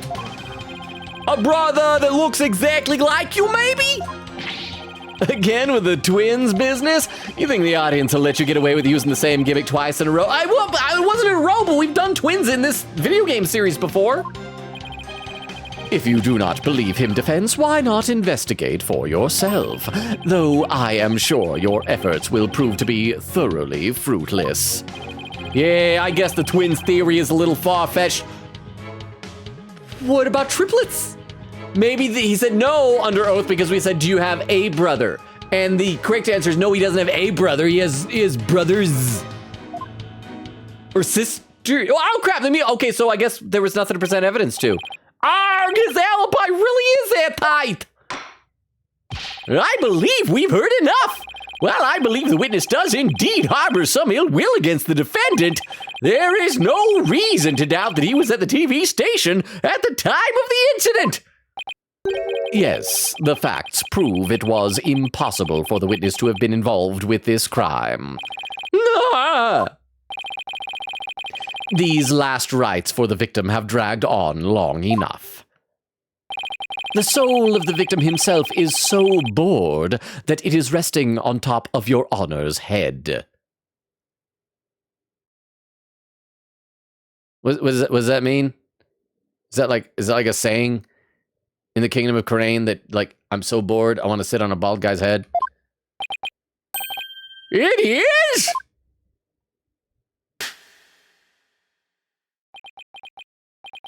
The time has come. Let us punish the sinner and guide the victim's soul to the Twilight Realm. Don't even have to lose a match of Duel Monsters in Yu-Gi-Oh! To get sent to the Shadow Realm here. Okay, well, let's keep saving, keep save scumming as we go. And let me read a couple more comments that, wait, which one am I saving on? Have we already looped all the way around to more magical turnabout stuff? Apparently, wow, we've been playing this chapter a long time.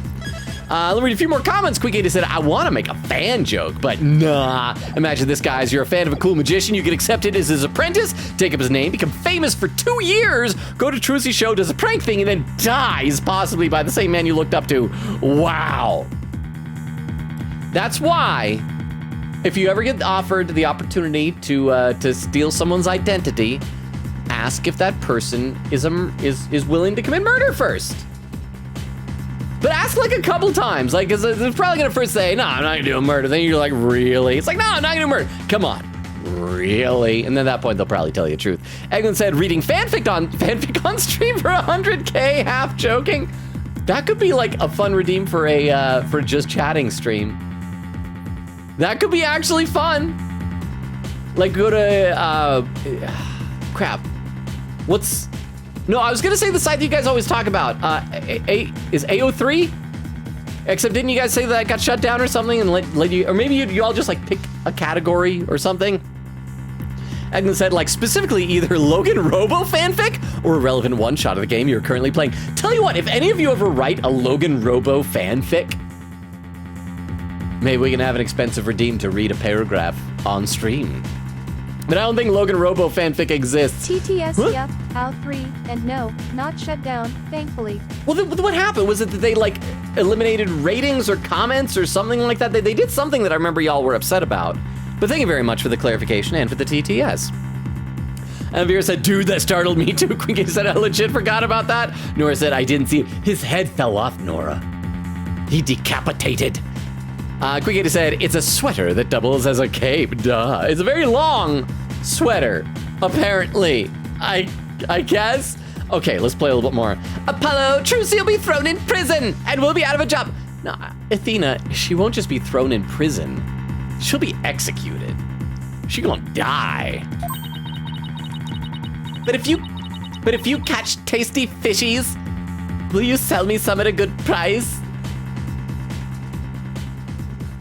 That's what you're concerned about most? Is that we're out of a job and I'll be selling you tasty fishies? I told you I have absolutely zero intention of going off on a tuna boat. This thing's dangerous. Take justice. You have to figure this out. Oh, it's no use. I can't find a single flaw. So what now? Oh, behold my never-ending magic show. Come for the awe-inspiring showmanship of the great Mr. Reyes and stay for my grand illusion until the end of time. Ha ha ha ha ha. Why? Is he saying that we're still trapped inside of some sort of illusion of his?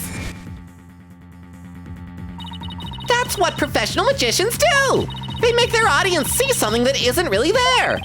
In other words, you make us see illusions, right? We call it misdirection. While we keep you busy believing one thing, we're busy making something else happen.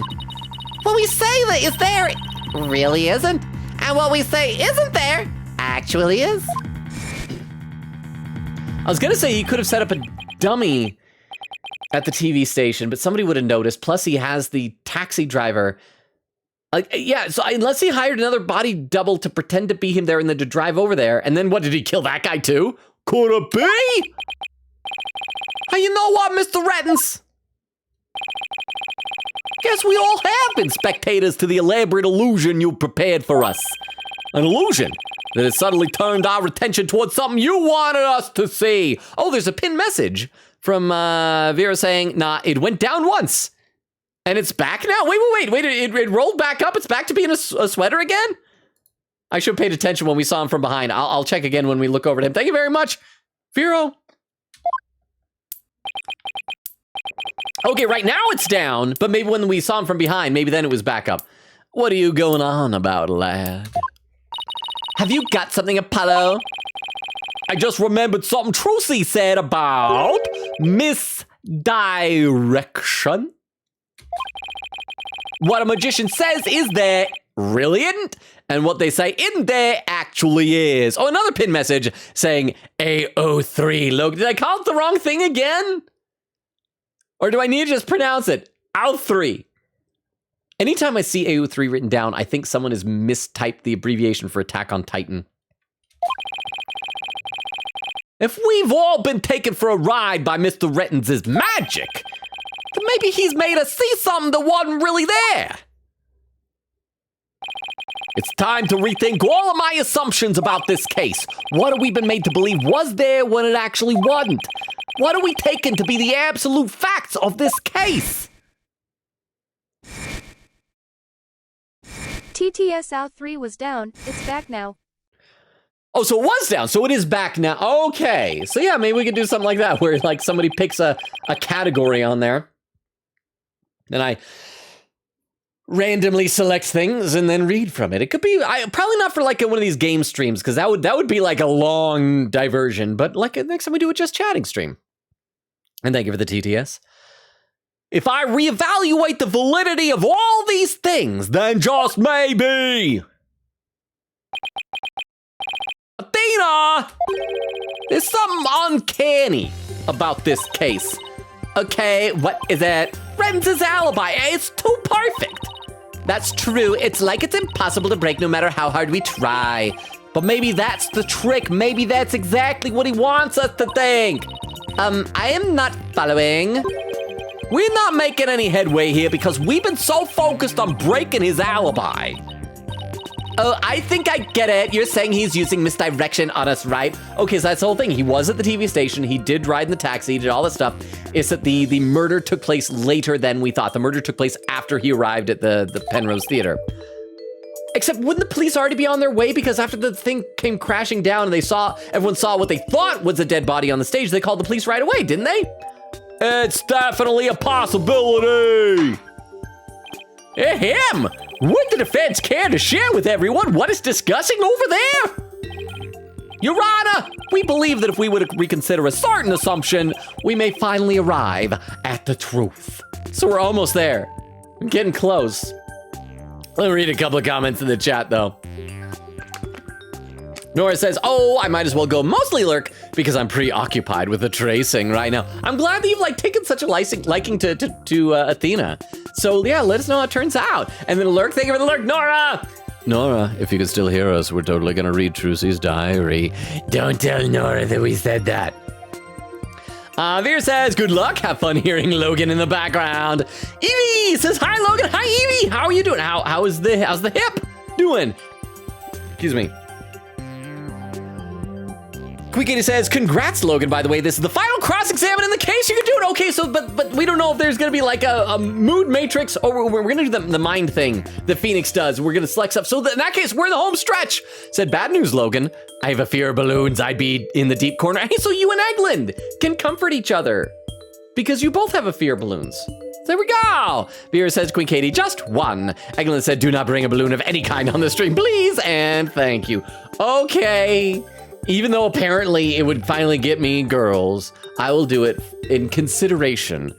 I hope you appreciate this, Eglin and Queen Katie, that I am remaining sad and lonely out of consideration for your well-being. Nora said, probably yes. Eglin says, real. Magpie says, as an adult, and having made that mistake before, I do not advise an ice cream breakfast. What about a cake breakfast? Just like a big piece of sheet cake.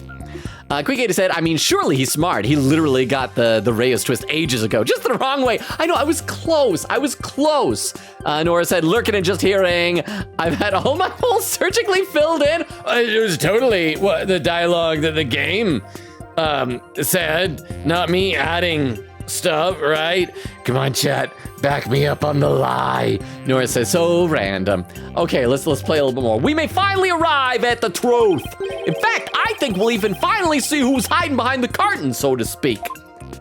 And what is this certain assumption you're thinking of? This is the one key assumption we've been taking for granted the whole time. Retton's guilt, the culprit was on scene, or the crime scene.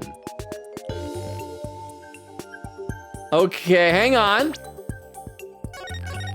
None of these are the things I thought they'd be. Okay. The culprit was on scene, or the crime scene. Okay, so the culprit would be on scene for wherever the...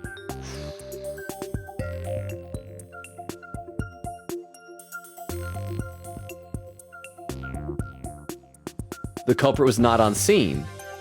He had something rigged up to automatically stab Mr. Reyes in the back. I think I got it figured out. I think, okay. Remember in the video, we saw two shadows zip up into the air, right? The first one was Mr. Hat. And what did Mr. Hat have in his hand? A sword. And the second shadow, as I said, was Mr. Reyes zipping up into the rafters. He got stabbed up there in Mr. Hat's sword. So yeah, he wasn't even on, the culprit wasn't on scene. And here, watch. Let me show you guys. I'll show you what I'm talking about. If we rewatch the video here. Sorry, see, Mr. Hat has a sword. And I mean, I doubt it's like a super sharp sword, but still, if you're like moving very quickly onto that, you could get stabbed on it.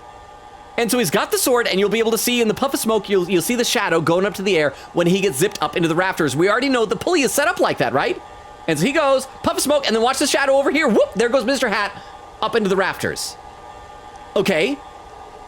And once again, there's Trucy, and I'm assuming this is gonna be the unedited footage, so we'll see her spin around, we'll see the cards and everything like that. Because she didn't like tag out Mr. Hat and take a sword. That's a sword that she brought up from like downstairs or whatever, then zipped around and changed it out. She didn't take Mr. Hat's sword. He's up there with a sword, and that sword is pointing down right now.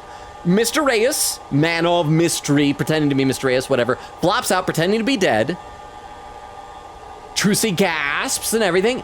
And then there's a commotion, dragon falls, but watch, you're gonna see another shadow zipping up in just a second. Whoa, wow, did you see right there, right as the dragon came down? Because he was rigged on the same thing, probably like not like a seesaw, but like on the same pulley. And he zips up and he gets stabbed by Mr. Hat's sword. So, chat, I have some bad news. It turns out the culprit is Mr. Hat. We're going to have to execute Mr. Hat. We're just gonna have to kill him. I mean, granted, he already, in the judge's eye, is guilty of kidnapping Trucy Wright during Apollo Justice, Ace Attorney. But yeah, so we're gonna have to kill Mr. Hat. Okay, so yeah, the culprit was not on scene. So yeah, did I save? Let me save just in case. I feel really good about this. So let's see if I'm correct. The culprit, yeah, the misconception, the incorrect assumption was that the culprit was on scene. What if the culprit was somewhere other than the theater at the time of the crime? What if there was some way to commit the murder without actually being there? What if that were the case, then Mr. Retton's perfect alibi would become irrelevant? Oh crap, he knows he's been had, but he's got to keep putting on a strong face. He can't let us know that he's like screaming inside his brain and crapping his pants inside his pants. How could one person stab another to death with a sword without physically being there? Furthermore, we all saw what appears to be the culprit shadow in the footage. No, not the culprit shadow, because it zips upward. That's the body. We even see, if we take a look at the court record, when we look at the body, we can see like he's got a little carabiner thing on the back of his belt. Does it even say traces of blood in the coffin? Is possible blood placed after the fact? Well, regardless, it's right there. So it was attached to that, and that's why the stab is in the back, because like he's being pulled up by the belt. So it's like zoop, like that way, and then Mr. Hat is like, pretend that up there, that behind me, that's up. So he's like zoop, like that, and then stabs, and then fall back down, splat. Or maybe even just like slowly eased down, but regardless, yeah. But couldn't we just as easily assume that the shadow does not belong to the culprit? Well, if it's not the culprits, then whose is it? I'm not 100% sure yet. You should be Apollo. Come on, this is easy. But I'm pretty sure I'm on the right track. We've all seen something that looks like this shadow shape before, Your Honor, during the magic show itself. Here, Gavel Slam. In that case, please point it out in the show footage for us. This is the thing that looks suspiciously similar to the shadowy figure of the culprit. Okay, so we gotta pause again. Okay, we gotta zip over here. I mean, can I just? I guess I pause on the shadow, or do I pause and point at Mr. Hat? I'm not sure what I'm supposed to do. Okay, hang on, the finger doesn't actually pause. That's right, Z is pause. I gotta wait, and then we'll see the shadow, right? So stab, and then. Oh crap! I missed it. Rewind. Oh, yeah, there it is. Let's save. Because I don't know if... Oh, crap, I can't save in this. Because I don't know if we're supposed to point the shadow at Mr. Hat. And hit points do be on the line. Wait, yeah. So let's just say, what resembles a shadowy figure seen on stage? Wait, so are we supposed to point the shadow, or are we supposed to point to Mr. Hat?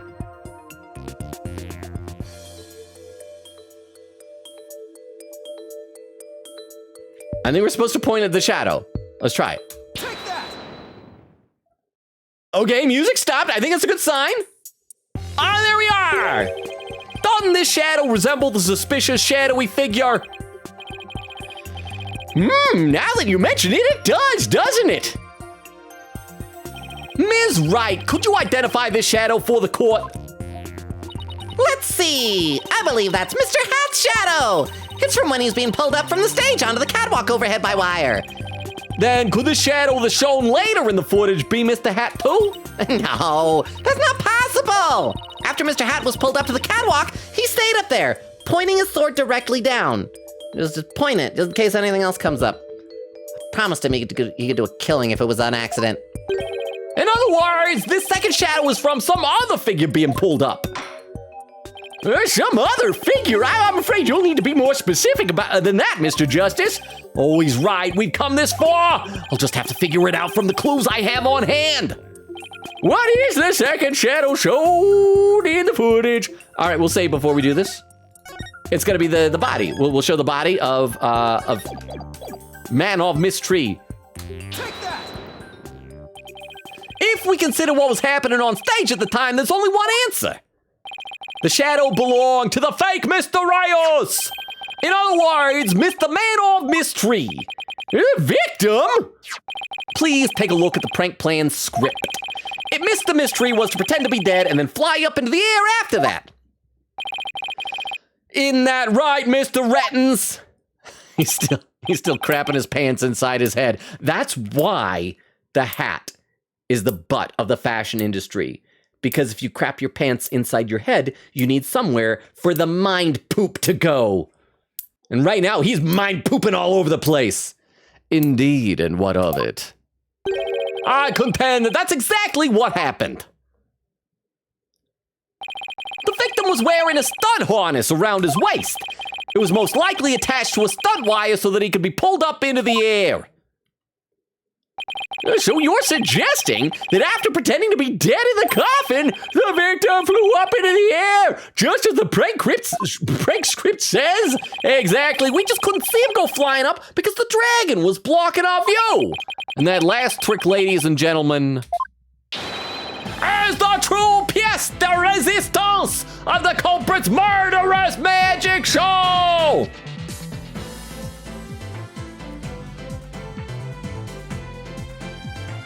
Beowulf, are you still here? Is this finally technically a pursuit theme yet? I don't know. I'll read a couple more comments in the chat. Quick80 said, you know, it's a funny coincidence. I just saw a TikTok about ice cream for breakfast earlier this week, and now that it's been written in the chat with everybody, the algorithm is gonna think everybody needs to see those clips now.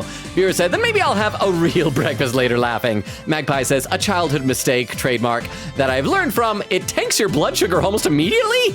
Please, have some protein. Well, milk has protein. Ice cream has cream and, oh, why? Well, thank you, Nora. For some reason, I thought that was Weedle again. I gotta have a sip of water. Hang on.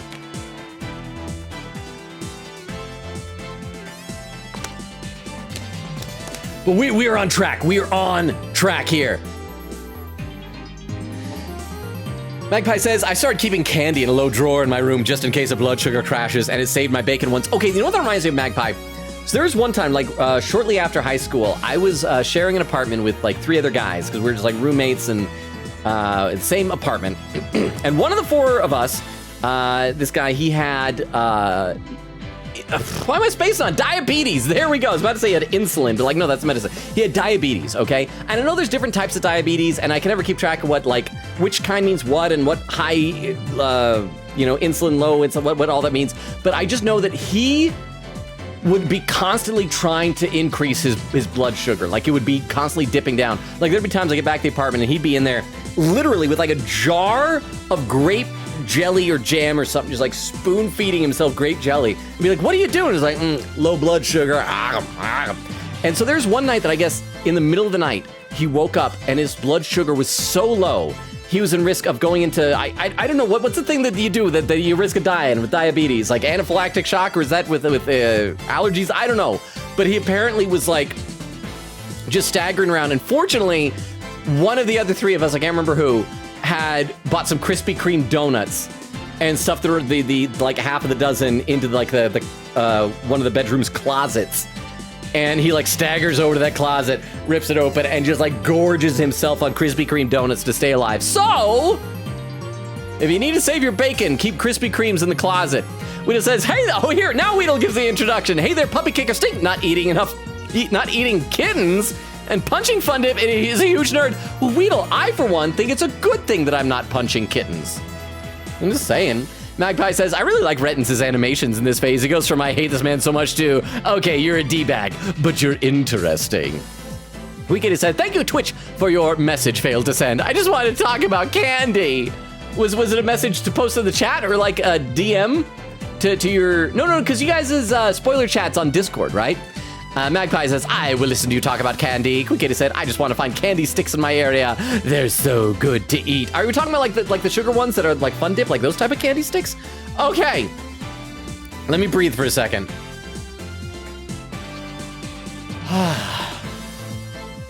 And let's play a little bit more of the game.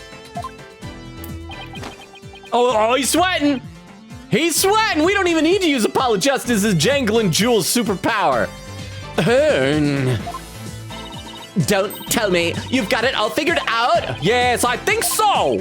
If we could just look beyond Mr. Retten's last bit of misdirection, we should finally be able to see the real truth. The victim must have been pulled up to the catwalk just like Mr. Hat. And hit the cushioning up there with considerable force. But what if Mr. Hat and his sword... I mean, I guess it's also possible that maybe Roger Retten's went up there and, like, shoved another sword through there pointing down, so that's what he'd stab into. But I don't know, I like the idea of the sword being in Mr. Hat's hand.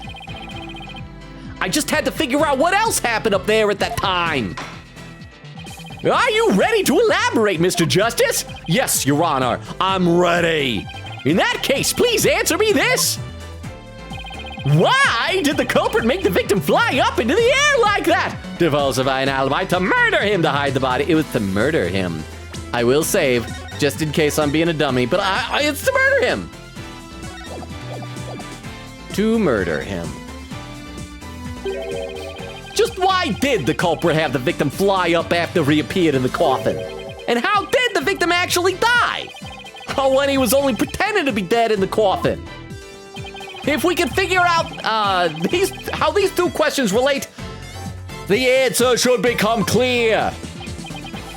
Could it be? Mr. Mystery must have thought he was still just part of a prank when he appeared on stage. He probably didn't suspect a thing as he was being pulled into the air. After Ms. Wright was called backstage and just as the set piece fell. Huh! But the culprit had already planted the real murder weapon in a cushion in the catwalk. It was probably a knife, a blade, some sort. What? You mean? Yes, it really was a magical murder. Just as the prank script said, Mr. Mystery was whisked up into the air. Hey, we actually get a new drawing of this. And straight into the blade there in the catwalk. Okay, so I guess it wasn't in Mr. Hat's hand. But hang on, why is it like clear right there? What is that supposed to even be? Why is it transparent in that spot? Ah, that's the sound of death. In other words, this murder was committed remotely through the use of a magic trick. What?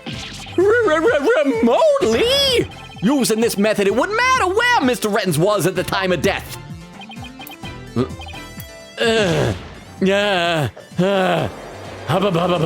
I want to see his sweater cape change size again. I haven't been paying attention to anything else.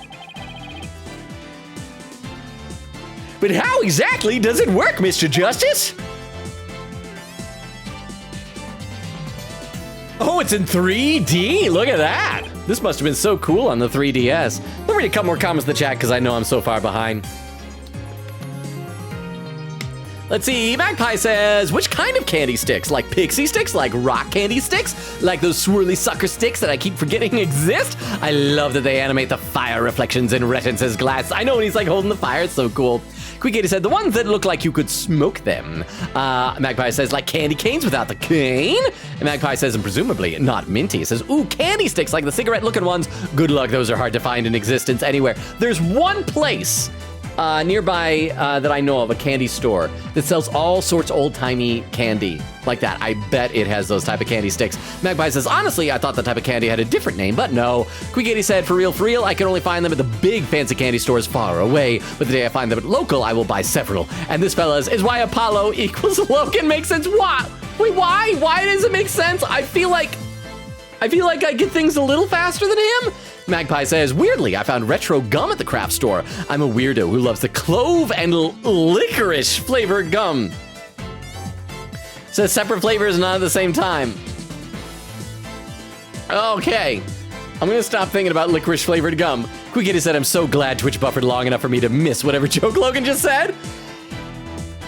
Well, Quick80 just assumed it was probably a brilliant joke. Yeah, probably, I don't know. And just before the murder occurred,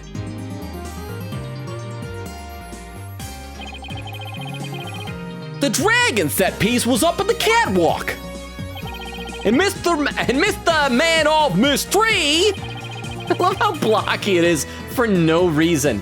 All of these characters have 3D character models. We could just literally have a completely like colored out version of Man of Mystery there, but nope, we get this little dude. It and Mr. Man of Mystery were connected to each other by a wire at the same time. By carrying out the prank plan, Betty made the dragon set piece fall, which caused Mr. Mystery to rocket straight up. Oh, we're gonna see him get stabbed. Oh, there's a knife. Oh, is he gonna go in? Are we gonna see it? And into the blade in the cushion.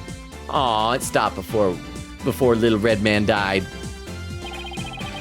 The cushion was high up enough to be hidden from the audience's view. That's why nobody saw the blade.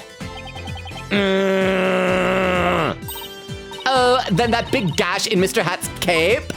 Uh-huh. The blade must have been set up overhead sometime before the magic show. Oh, that's right, I forgot he had a gash. And so he got all sliced up, so it wasn't his sword. So, okay, so relax, Mr. Hat is innocent. I'll read some more in the chat, though. Eglin said, I'm pretty sure I was working on one based on the Valentine's Day. Oh, I forgot about that, yes! Oh, you're right, with the 3 suitors and Mantis. Nora said, I'm gonna write a Logan fanfic. Now do it. Do it. Do you have a concept behind it? Like what type of fanfic is it? Eglin said, I don't think I finished it, but I can go back to it. Please do.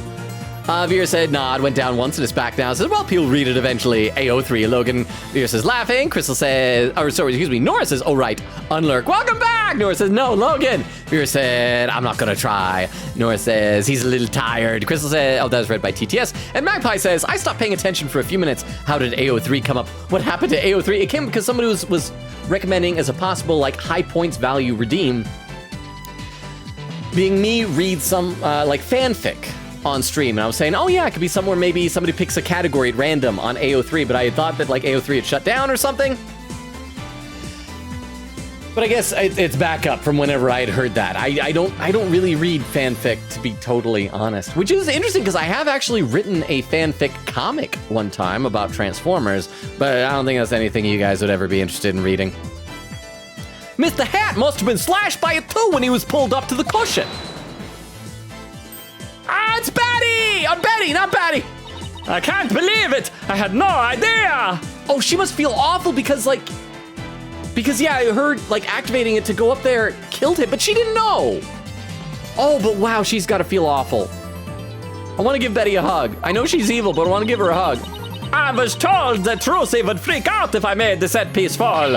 That's the only reason I did it! What are the laws in Japan and California? Betty is not culpable for this, right? You were used, Betty. Roger Rettons used you. I thought he was my little puppet to boss around, but it was the other way around. After the incident occurred, Mr. Rettons arrived at the theater. He got the murder weapon and swapped the rubber sword with the bloodied steel one. That's also when he lowered the victim's body down to the stage. But how did he have time to do all that? When the set piece fell, the audience was evacuated. When the set piece fell, the audience was evacuated from the building. He was able to do all those things after the fact because there was no one around to see. Horrific murder, camouflaged by a spectacular magic show. I want to point out that Nayuta Sadmani has like not said anything for a long time. Is he giving up? Is he like, okay, well, they won. Is he gonna be like the first prosecutor that doesn't take losing personally? That sounds like the kind of murder only a magician could pull off. As long as the show proceeded as it was scripted, Mr. Mystery was doomed to die. Ha! That's why it was you, Mr. Rettons, who killed the victim all the way from the TV station. This prank plan, or should I say, murder plan, proves your murderous intent. He better have a freaking amazing breakdown, because he's a magician. I want to see doves flying out of his face. I want to see fireworks exploding. I want to see ladies sawed in half. Okay, Quick Katie says remember to save. Okay, I'm guessing that means they're gonna ask me something in a minute. Let's save. I might have the opportunity to die. Maybe Nayuta Sadmati is gonna come up with a legitimate question that I haven't even thought of.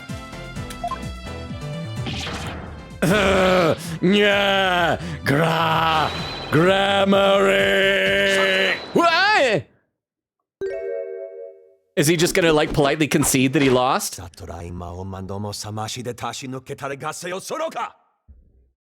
It's that again. Enough. You dim-witted, ignorant, imbecilic, putrid red pepper. Can't possibly have a counter-argument to make. Talk about not knowing when to let it go and move on. Do you have a rebuttal or something, Prosecutor Sadmati? No blade of any kind was found in the catwalk, which means you have no evidence to support your theory. But Mr. Rettens retrieved it after the fact. Oh, is he gonna get away? Are we gonna like... Are we gonna get Trucy acquitted, but he won't get convicted? Which still leaves you with no way to prove your wildly fantastic remote murder theory.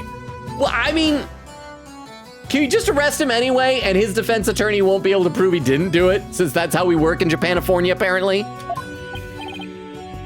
But without proof, does it not make more sense to believe that the murder was committed there on the stage? That's where the bloodstained sword was found, after all. That is a very good point. As the only person who could have committed the crime there on that stage, Trucy Wright remains the prime suspect. Maybe she'll get convicted, and we'll have to like spend the rest of the game trying to overturn her conviction. Or maybe she'll get convicted, and we'll bust her out of prison, and then all of us, like Apollo, Athena, and Trucy, will flee to the kingdom of Karain, and that's just where the series is going to take place from now on. Oh, and there's a pin message from Vero. This is from Queen Katie saying Roger's Japanese nickname is Jack Yamashino. The Jack in his Japanese nickname may be a reference to Jaku, which means evil or cursed. It may also reference the Jack in a set of playing cards, continuing the allusion to cards and card games present in troop grammar. Oh, that's kind of cool. I wonder what the Yamashino means. Huh, or is that still a spoiler at this point? But thank you very much for pinning the message. Oh crap, I clicked out of the game.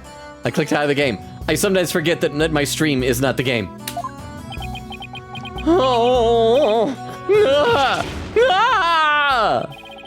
It would appear that what you call truth is little more than a cheap parlor trick.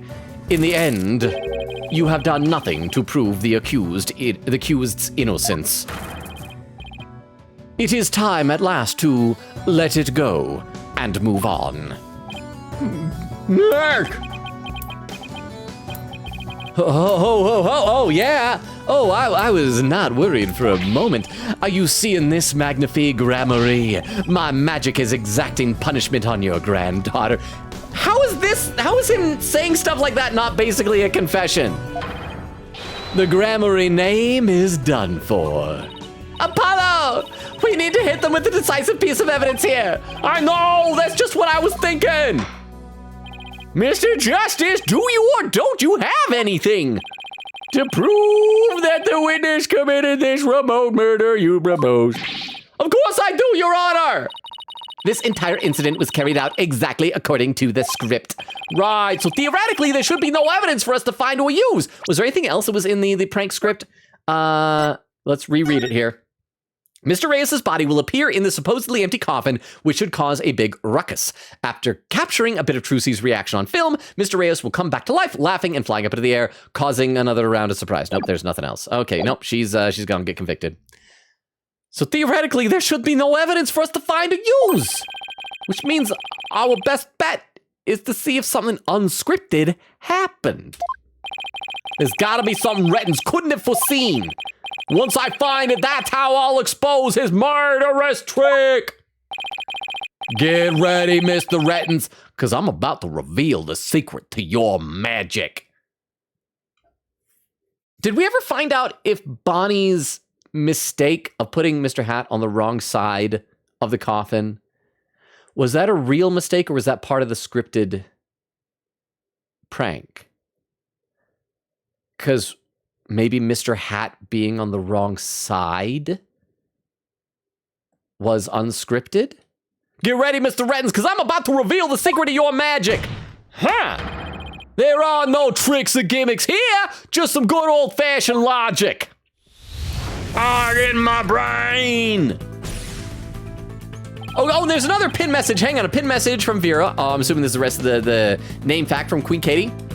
It says Yamashino is a part of the flipped name thingy from his... Oh, that's right. You guys mentioned that last time. From his real name, Kanenari Shinoyama. So Shinoyama becomes Yamashino. I forgot about that. Yeah, I think you guys have told me that before, so thank you very much. I appreciate that. Let me have a sip of water. and read a couple more comments in chat before we do this thing here. And then after that, we should be like ready to finish this case. We're gonna have like almost an hour probably to begin the next case. So the big question is, when we begin the next case, will the characters of like Phoenix and Maya capture Nora's attention the same way that Athena and Trucy did? I see Crystal's laughing. Quickie said, internet, why? It died for a bit when I was highlighting my stream. Oh, wait. When, like, highlighting? What do you mean? Oh, highlighting your stream. I'm sorry. Will you still be able to? Will you go back and redo it, hopefully? Vera says, thanks, Crystal laughing. Magpie says, I have Ace Attorney fanfics if you all need something to read. Oh, it depends on how spicy they are, I suppose. I've seen the size of these characters as yaoi hands. Crystal says, someone suggested for him to read fanfics in AO3 once a goal is reached. Queen Katie said, okay, I'm back. I should track when the internet died during tomorrow's stream if it happens again. I have a theory now. Magpie says, mine are under the same username, by the way, if anyone is interested. Honest Magpie. Oh, on AO3? Oh, cool. Eglin said, I had to re-download Wattpad. I will write a full fanfic of Logan Robo lore. Oh, thank you. Or just Mantis lore. Either is fine. Nora said, no, you're not. Oh, is that about the diary? Eglin said, I just have to remember the plot I had. I think the Valentine's VOD should still be in the VOD archive on YouTube. I think. You just have to go back a long time. Quickie said, look to the left and right. If y'all are interested in lame and cringy Precure fanfics, made some under Pichu567 on AO3. Nora said, I'm not a lurk anymore. Welcome back to the lurk. We didn't read the diary, Nora. But we're gonna read the diary, don't tell Nora. Chris is laughing. Evie says, my hip still hurts. I think every time it gets to feeling better, I have to work the next day. It just feels sore, like a dull pain, but I think it's improved a small amount. Well, I hope it keeps improving. I mentioned before that with my physical therapy on my shoulder this past week, I've finally been able to go to the gym. And although missing the gym for like so many months, I've lost a lot of strength. I've lost some weight. I'm at least at the point where I'm no longer feeling like super sore after, so that's good. Okay, let's play a little bit more, then I'll be back to the chat again. As long as the magic show went as scripted, the murder would happen without fail.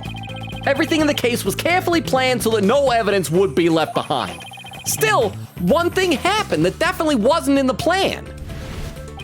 What part of the magic show wasn't a part of the show's original script? The set piece falling? Bonnie's mistake. Man of Mystery's death.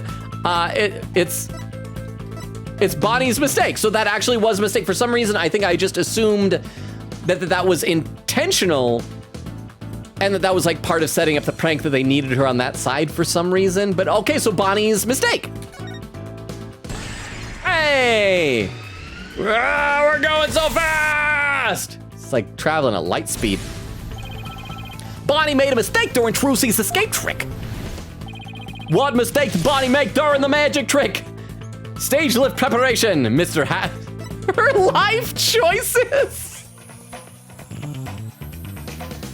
I mean, is Mr. Hat's... do we lose hit points here? Let me save. That's tempting. That is tempting to do her life's choice. I hear you turn the dog. I'm saving. Oh, Bumbo! Thank you very much, Bumbo. Do her life choices for the funny. Okay, well, now that we've saved, we'll do that. Thank you very much, Vero. It was tempting already, but I wasn't sure. Okay. Which mistake did Bonnie make? Her life choices. Oh, that's what happens when you get it wrong? I don't think I've gotten one of these wrong before. No, okay. I should never say a person's life choices are a mistake. I'm sure she could be a great magician someday if she works hard at it. She's already a great magician, Apollo. Good luck, Bonnie. We're so nice. Anyway, getting back to the case. Oh, that's all okay. What was it that Bonnie did during Trucy's escape trick? Oh, achievement unlocked! Bonnie's life choices. For choosing her life choices during revisualization. Oh, and then it just disappeared. Didn't see the rest of it. Okay, so I should always pick the funny. I think you guys did the same thing that one time. What was it that we had to tell Fulbright? You guys had me tell that it was like love or something like that. Okay, so it was Mr. Hat's positioning. And we didn't lose any hit points, so we don't need to reload the save. Mr. Hat was placed in the wrong spot. Because Bonnie placed Mr. Hat to the right of the coffin instead of to the left, Trucy had to reappear on the side of the coffin opposite of the one in the show's script. Yeah, the fact that he was all like shredded and torn up. It sounds like that should count as evidence of a sword having been up there. Otherwise, how else are you going to say prosecution? What else shredded up his cape? But the culprit didn't know that when he first arrived at the theater, which means he was bound to make a slip up when he tampered with the crime scene. Which part of the culprit's cover-up attempt was affected by Trucy's new position? Blood in the cup. It's like, I don't know why, the wording of this reminds me of meat on the bone. Coffin in the blood hole. The edited show footage. Fingerprints in the coffin. Wait, what? Blood in the coffin hole. Well, oh, was there blood in the coffin hole? I'm trying to remember how that worked. So it was on the wrong side of the coffin.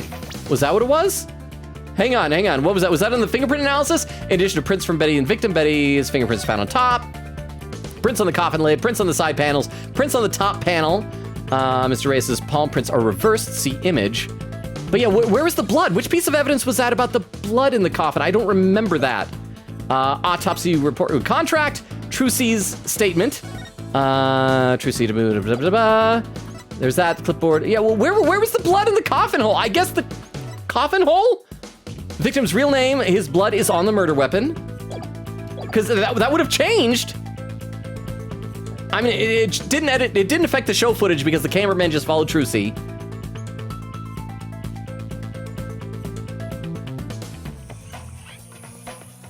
I mean, it would indirectly affect the fingerprints in the coffin. No, I guess.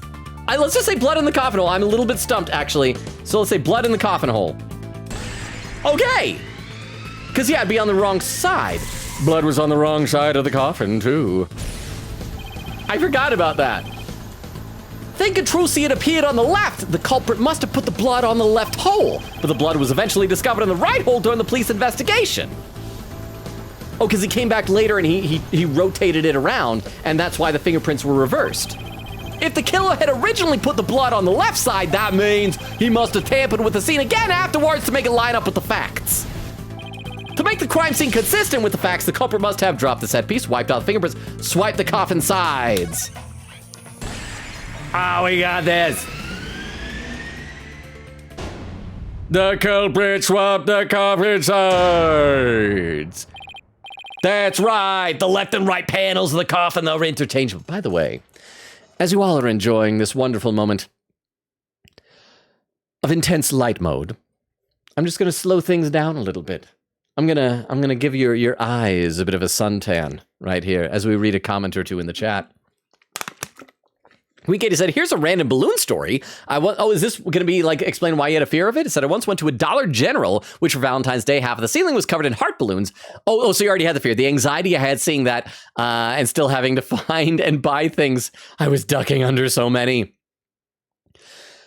I'm sorry, I'm on the plus side. I do feel like that balloons aren't something you encounter that often. It's probably better than a fear of like the outdoors or spiders or something. But still, I'm sorry. Nora said, Logan, will you read my fanfic of you on stream when I finish it? I think if we do that redeem, and if we do it for a just chatting stream, then yeah, abso-freaking-lutely. I think it'd be amazing. The culprit must have switched the two panels to make the blood stain fit the facts. But the switch might have also given rise to something unusual. Oh, I remember now. There was something unnatural about the coffin. And it's just the evidence I need. That's why I said, like, indirectly would have affected the fingerprints when that was one of the options. Sorry, Mr. Rettins, but I have some very conclusive proof of your guilt. Another bluff, is it? There's no way you have anything of the kind. My magic is real, not... Hey! I was talking. No, there are tricks and gimmicks to it, just like any other illusion. Wait, what? What? This is news to me. I genuinely believe it. Huh! After the murder, you switched the left and right panels of the coffin, didn't you? Okay, this is the pursuit theme. Let me read some more comments now that we're away from light mode and I can actually relax and read some. Quick Katie said, one more random story. So my family were surprising me with the announcement of a Disney trip when I was a kid. They drove me to the Dairy Queen and sat me down and told me the news. The bad thing, though, the chair I was sitting on had balloons tied to it. Oh, no. Not a great time, TBH. Lol, I was still hyped, though. I hope the Disney trip was worth it. Oh, and pin message from Beowulf said, now this is pod racing. Now this is the pursuit theme. Yes, thank you, Beowulf. I'm glad we finally reached it. And this is pod racing. Nora said, no, Quick Katie said, oh, I thought Logan was going to say the culprit was gravity. I mean, a little bit. Could have been if he just, like, had him fall instead. I don't know. But I guess it had to be a stab wound to make it look like Trucy did it. But it also was, like, it's weird because that stab wound could have, like, hit him at just about any angle. And how would you make sure that it, I don't know. It's weird. Vera said, no, free my man, Mr. Hat did nothing wrong. He kidnapped Trucy. I'm telling you, if Judge Judgy sees Mr. Hat, he's gonna recognize him. Quick Katie said, I hope he can get this one. It's tricky. Yes, the shadow, yes, yay, good job, sir. Magpie says that belongs in quotes, right? Wait, what belongs in quotes, what? Nora says, yippee. Quick Katie said, is Beowulf even here for the stream? Law, Beowulf is, yeah, see? I pay attention when people arrive.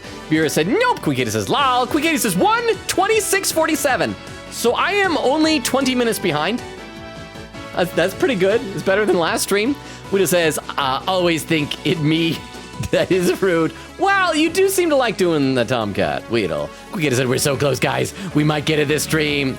Magpie says, diabetic coma? Maybe that's what it is, diabetic coma. Okay, thank you, Magpie. Let's play a little bit more. Yo, switch the left and right panels of the coffin, then yo. Gah. It's suspicious. I'm sorry, it's suspicious if you shout, gah. And because you did, you left behind something very unnatural for us to find. This proves that Roger Retton's tampered with the crime scene after the murder took place. Let's save in case I screw this up. It's gonna be the fingerprint analysis showing that the hands were backwards, right? Where is it? Mr. Ray says palm prints are reversed. Yeah, so it's this. Present. Take that. The fingerprinting results. What about the fingerprints is unnatural? Let's take a look at the prints in the victim left inside the coffin, shall we? The victim was facing forward in the coffin. Now, if the victim was facing forward in the coffin, his prints should have looked like this. What is like this? What is she showing to people? Is he drawing pictures? Are they just reading his mind? However, what we found was they were facing the opposite direction. It's quite unnatural for the prints to be facing this way, wouldn't you agree?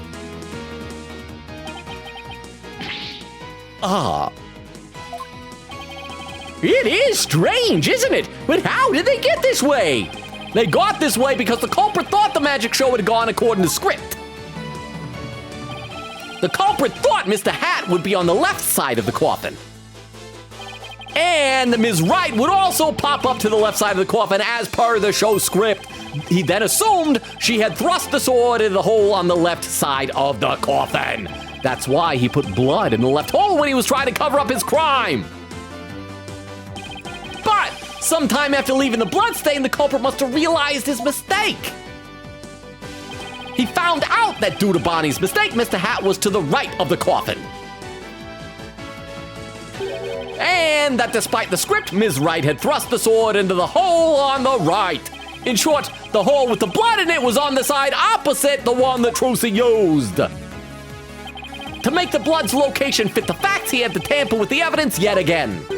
So he tried to cover his tracks by switching the coffin's left and right panels. Oh, and that's how the fingerprints in the coffin ended up backwards. I guess he's just lucky that the pieces come off completely. Let me read a couple more comments. Nora said, we don't have Krispy Kreme in Minnesota. And it's so sad. Krispy Kreme is great. You go in there and you can watch the donuts being made on the conveyor belt, going like under a little waterfall of frosting. If you get it when they're fresh off, they'll sometimes just give you a free donut as a sample. It's amazing. They're so good when they're fresh.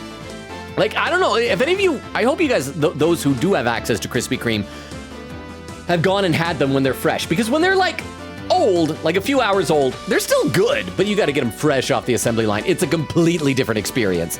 Quick Gator said, wait, I just realized, did we use Apollo's power twice? One on Trucy and then on Bonnie? Yes, I think so. Bubba said, I just saw the new mobile layout. Do not like it. Wait. New mobile layout or what? What's got a new mobile layout? Bumbo, how are you doing though? Magpie says, yeah, Apollo's power is underutilized. I don't like using it, so I'm fine with that. But there's a half-decent boss fight at the end of the game with it, I guess, as far as the ability goes. I'm dreading that now. Oh, and Apollo's appeared. How did Apollo show them how the victim was positioned? He posed it. He drew it. Athena projected a graph. He let them read his mind. The coffin is in the court. I'm going to vote that he let them read his mind. Because if he's got a superpower, maybe everybody else has superpowers too. Maybe Judge Udgy has the power to read minds, but he just chooses not to read like witnesses and defendants' minds out of respect to their privacy, because it's like a violation of their civil liberties or something like that. I don't know. Eglin says, the mention of donuts just reminded me how years ago I was doing a theater production and one of the props was donuts. Like actual donuts. We had to buy donuts like 5 times because the cast kept sneaking donuts from the box. Oh, I love that. And then when they run out, it's like, oh my gosh. What? Oh, you gotta go get us some more donuts. Oh no. Quickita said, dang it, now I crave donuts. Boba said, and of course, no way to revert the layout. The layout or what? Like you're on Twitch? Because whatever it is, I don't update my mobile apps unless I absolutely have to. So maybe I'm still on the old one. Quickgator said, it's 11 p.m. though. I can't have my dad drive me to the store for some. Magpie says, plastic donuts may be cheaper, but they're just not as good. Quickgator's the same law. I hate it. Magpie said, donuts do sound good, but I need to have dinner still. You're an adult, you can have donuts for dinner. No ice cream for breakfast, but donuts for dinner. And the winner of the poll is He Posed, with Crystal contributing 210 channel points. Whoa, and that's how the fingerprints in the coffin ended up backwards. Because the culprit switched the 2 sides of the panels around. The prints ended up facing the opposite direction. But instead of going to all that trouble with the panels, why didn't the culprit just wipe the blood away and redo it on the other side? Because the luminal solution would still pick it up, right? Even if you wipe blood away, there's still like residue even that you can't see? No, I'm afraid that wouldn't have worked, Your Honor, because of a little something called luminol testing. Yeah, right, luminol. Luminol, I almost forgot. I know what that is. Luminol can detect trace amounts of blood, even if it's been wiped away, right? That's right. Wiping the blood away would have only served as proof of his meddling. How about it, Mr. Rettins? I did a pretty good job of figuring out your trick, didn't I? Is it finally time to see the breakdown? We ready for this? Objection. No! Nayuta, I just want to see a breakdown. I want to see magic. Trucy Wright could have done the same just as easily, except she has no reason to. You have no proof that it was this witness who tampered with the evidence. Objection! But again, if she had done the killing on stage as he said, and if she had done the tampering, then it would have meant that the blood would have gone on the other side anyway. So yeah, no, it doesn't make any sense. But I do have proof. What? A person who was in the magic show would never have made the mistake of putting blood on the wrong side. Least of all Ms. Wright, who surely would have remembered she was on the other side. And again, why would she have put the blood on? Why would she have framed herself? Oh my, you're absolutely right. Why, you impudent. What, not putrid? I'm sure you've realized by now, Prosecutor Sadmati, that your claim that Ms. Wright is the culprit just doesn't hold up. Fair. You and the accused are most certainly. Hey, I was not done talking. It was my turn. Please return to me. Camera, stop looking at Apollo. Back over to me, please. Really, Ms. Wright and I? Because I think you're the one with the ticket there for trying to convict an innocent girl. Oh, is he realizing that he's actually in the wrong? Oh, my beads!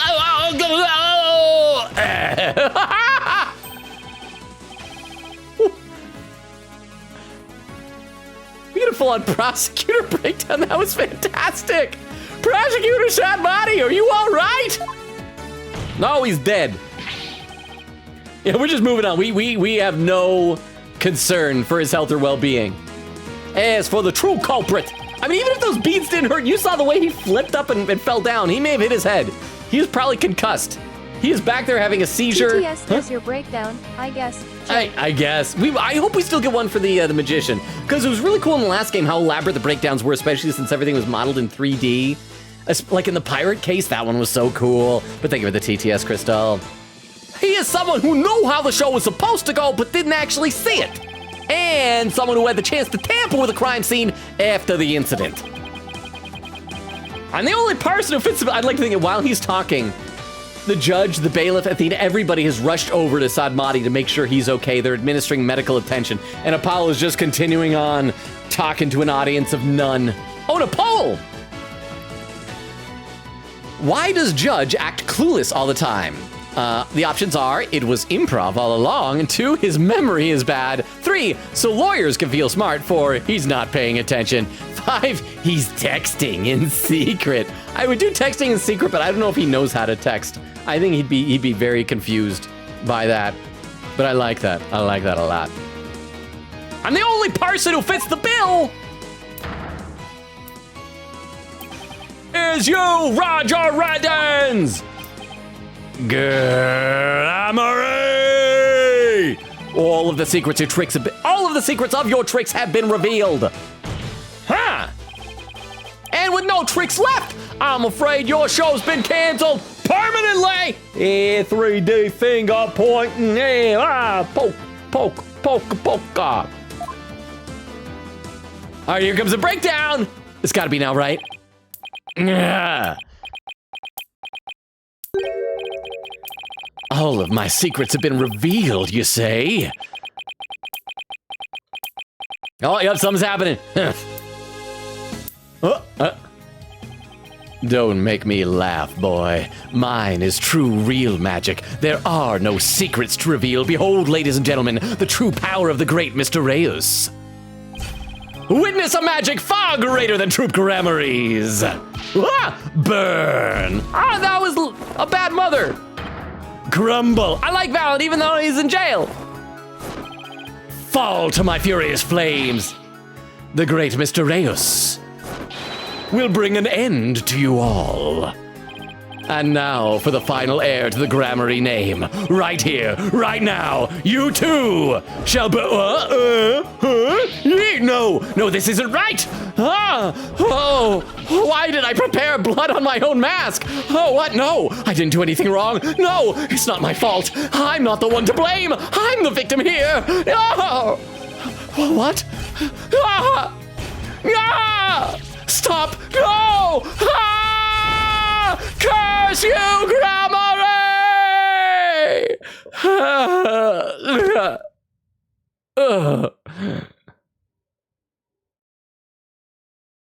Drama kids, am I right? He's just back up, curse those Grammarys.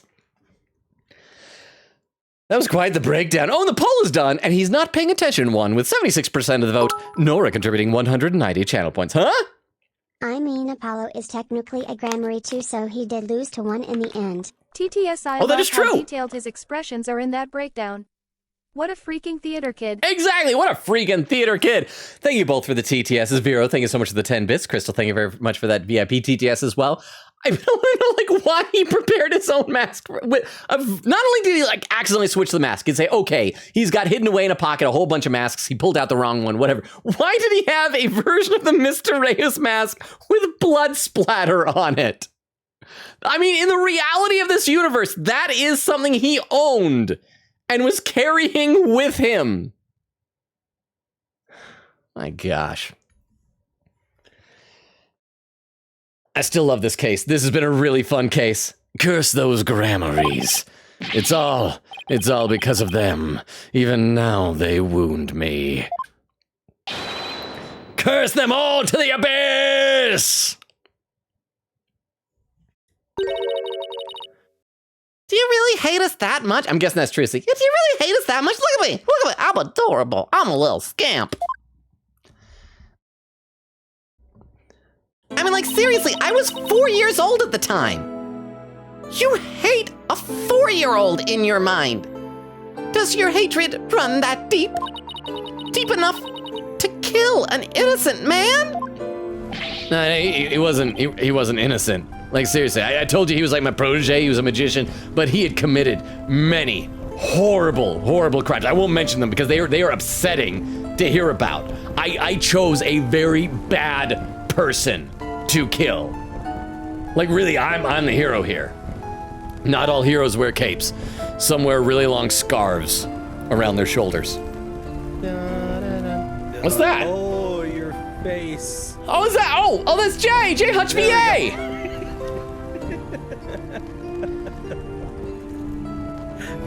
That was terrifying. How you doing? Wait, were you streaming today? How are you doing, Jay Hutch VA? Welcome. We're just winding down this chapter, this case. I have been like every one of my guesses, not everyone, but all like the major guests have been like 90% correct. They've been like so close, but just slightly off. But how you doing, Jay Hutch VA? Let me read a couple more comments in the chat while the sad music is playing. Viewer says, was the magic show the friends we made along the way? Everything is always the friends we made along the way. Or the murders we committed along the way. Quickity said, Twitch updated it before, why do it again? Boba said, and if I mini player, it immediately pauses for no reason. So you guys are talking about the Twitch mobile? I just won't update the app then. Said, and now it's more like a shorts app. Why? Oh, that's right, because they added those like shorts. It's because everybody's always trying to chase whatever the big social media trend is. It's sad, but yeah. Magpie says, I was gonna say the way the cape changes size is very funny. Nora says, I don't have storage to update it. See, that's how you avoid it. And Eglin said, it was for the musical Law and Order, Rhyme and Punishment, and it was the best and worst thing I've ever been in. The title is amazing. Crime and Punishment by Dostoevsky is my favorite novel of all time. And I love puns.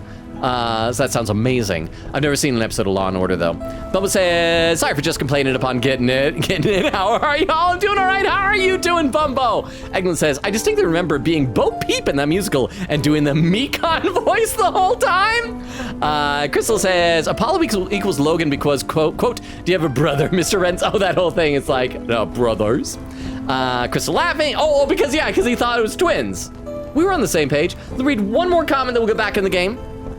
And Jay, I don't know if you've typed stuff in the chat, but I'll get to it eventually. I'm like 20 minutes behind in the chat. I'm sorry. Quick Kitty said, it's the Apollo style. We gotta have the OG Apollo style crime scenes. Okay, let's keep going here. Oh, darn it. I didn't realize I was paused with a swear on the screen. I am sorry. Your virgin eyes have heard awful words. You're darn right. You have no idea what humiliations I had to suffer. Your grandfather, Magnifi Grammary, kicked me out after I got hurt practicing my magic. He said I was too unskilled, that I would mess up on stage. He threw me out of the troupe just because he was worried about his own reputation. Or maybe he was worried about your safety. Bro?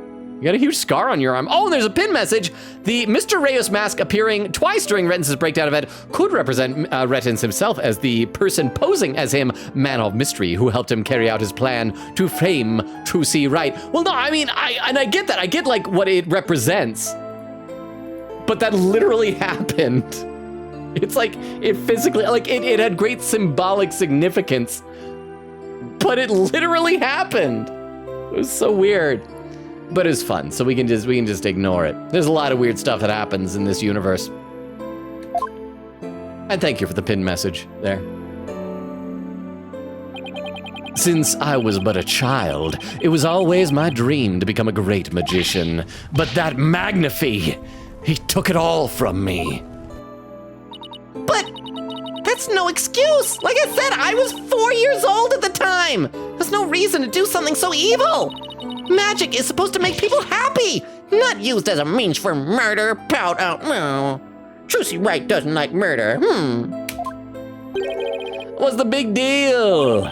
I just used what I had available to me, that's all. I get it now.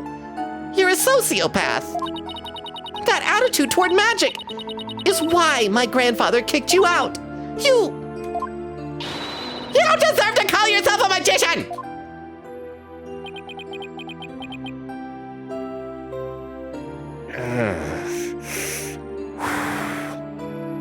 No, I'm not even hubbubbing during this. This is just, ouch. Don't deserve? Well, where is he right now? Trucy's in his spot at the stand. I don't know about that. After all, you were completely taken in by my magic, were you not? If not for that lawyer over there and meddling lawyers, and your dog too, you'd be on your way to prison as we speak. I already spent a night in the clink. I am hardened, like, beyond what you can even imagine. You will not survive what I have been through. You're right. I didn't see through your tricks. You see? So in the end, Troop Grammary was defeated by the great Mr. Race. He's grasping for straws to find some way that he can call this a win. What? Hopefully he doesn't make a run for it like another Grommery. Oh crap, I forgot. Okay, but he had Trucy acting as an accomplice. Remember? I think that if he tries to make a run for it, Trucy will be able to see what he's doing and run to stop him and then probably get killed by him because she is a petite, dainty young lady and he's a very mean man. I'm just saying. I'll read some more in the chat once we get a little bit of background music here and hopefully catch up a bit more. But thank you very much for the 10 bits, Vero. I appreciate that. Ho, ho, ho! You're not fit to lecture me from on high, Trucy Wright. You don't even deserve to call yourself a magician, you naive greenhorn! Oh, how does he know the color of my horn?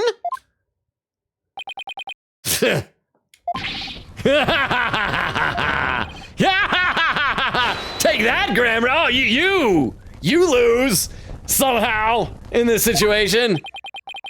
You know, if anyone needs to learn to let it go and move on, it's this guy. This court and my prison can both burn in the flames of my creation.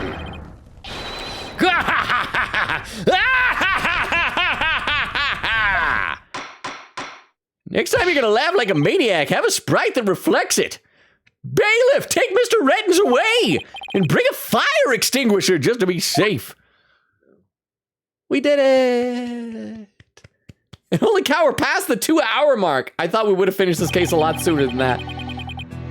But that does mean we still are going to have time to start the next case tonight. Let's see. Magpie says, ooh, fun fact. They probably didn't use a realistic model because some of the realistic models were likely to break with the animations they needed. Oh, I didn't even think about that. Some figures require different models for when they're seen straight on as opposed to when they're seen at their stands. Okay, that's a good point.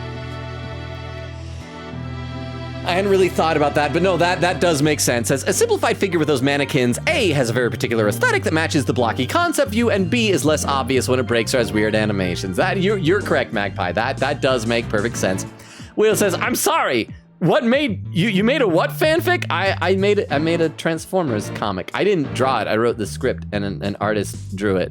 Yeah. Quick Katie says, Betty, my girl. Nora says, poor Betty. Bumble says, accidental murder. Womp womp. I feel awful for her. I mean, she's probably gonna be haunted for the rest of her life about that. Momo said that, at worst, is manslaughter. However, she's not an accomplice due to being unaware of the facts her actions were a murder plot. Yeah, I don't think she's gonna be charged with anything, but still, like, imagine, like, put yourself in her shoes, realizing that your actions led to an innocent person's death.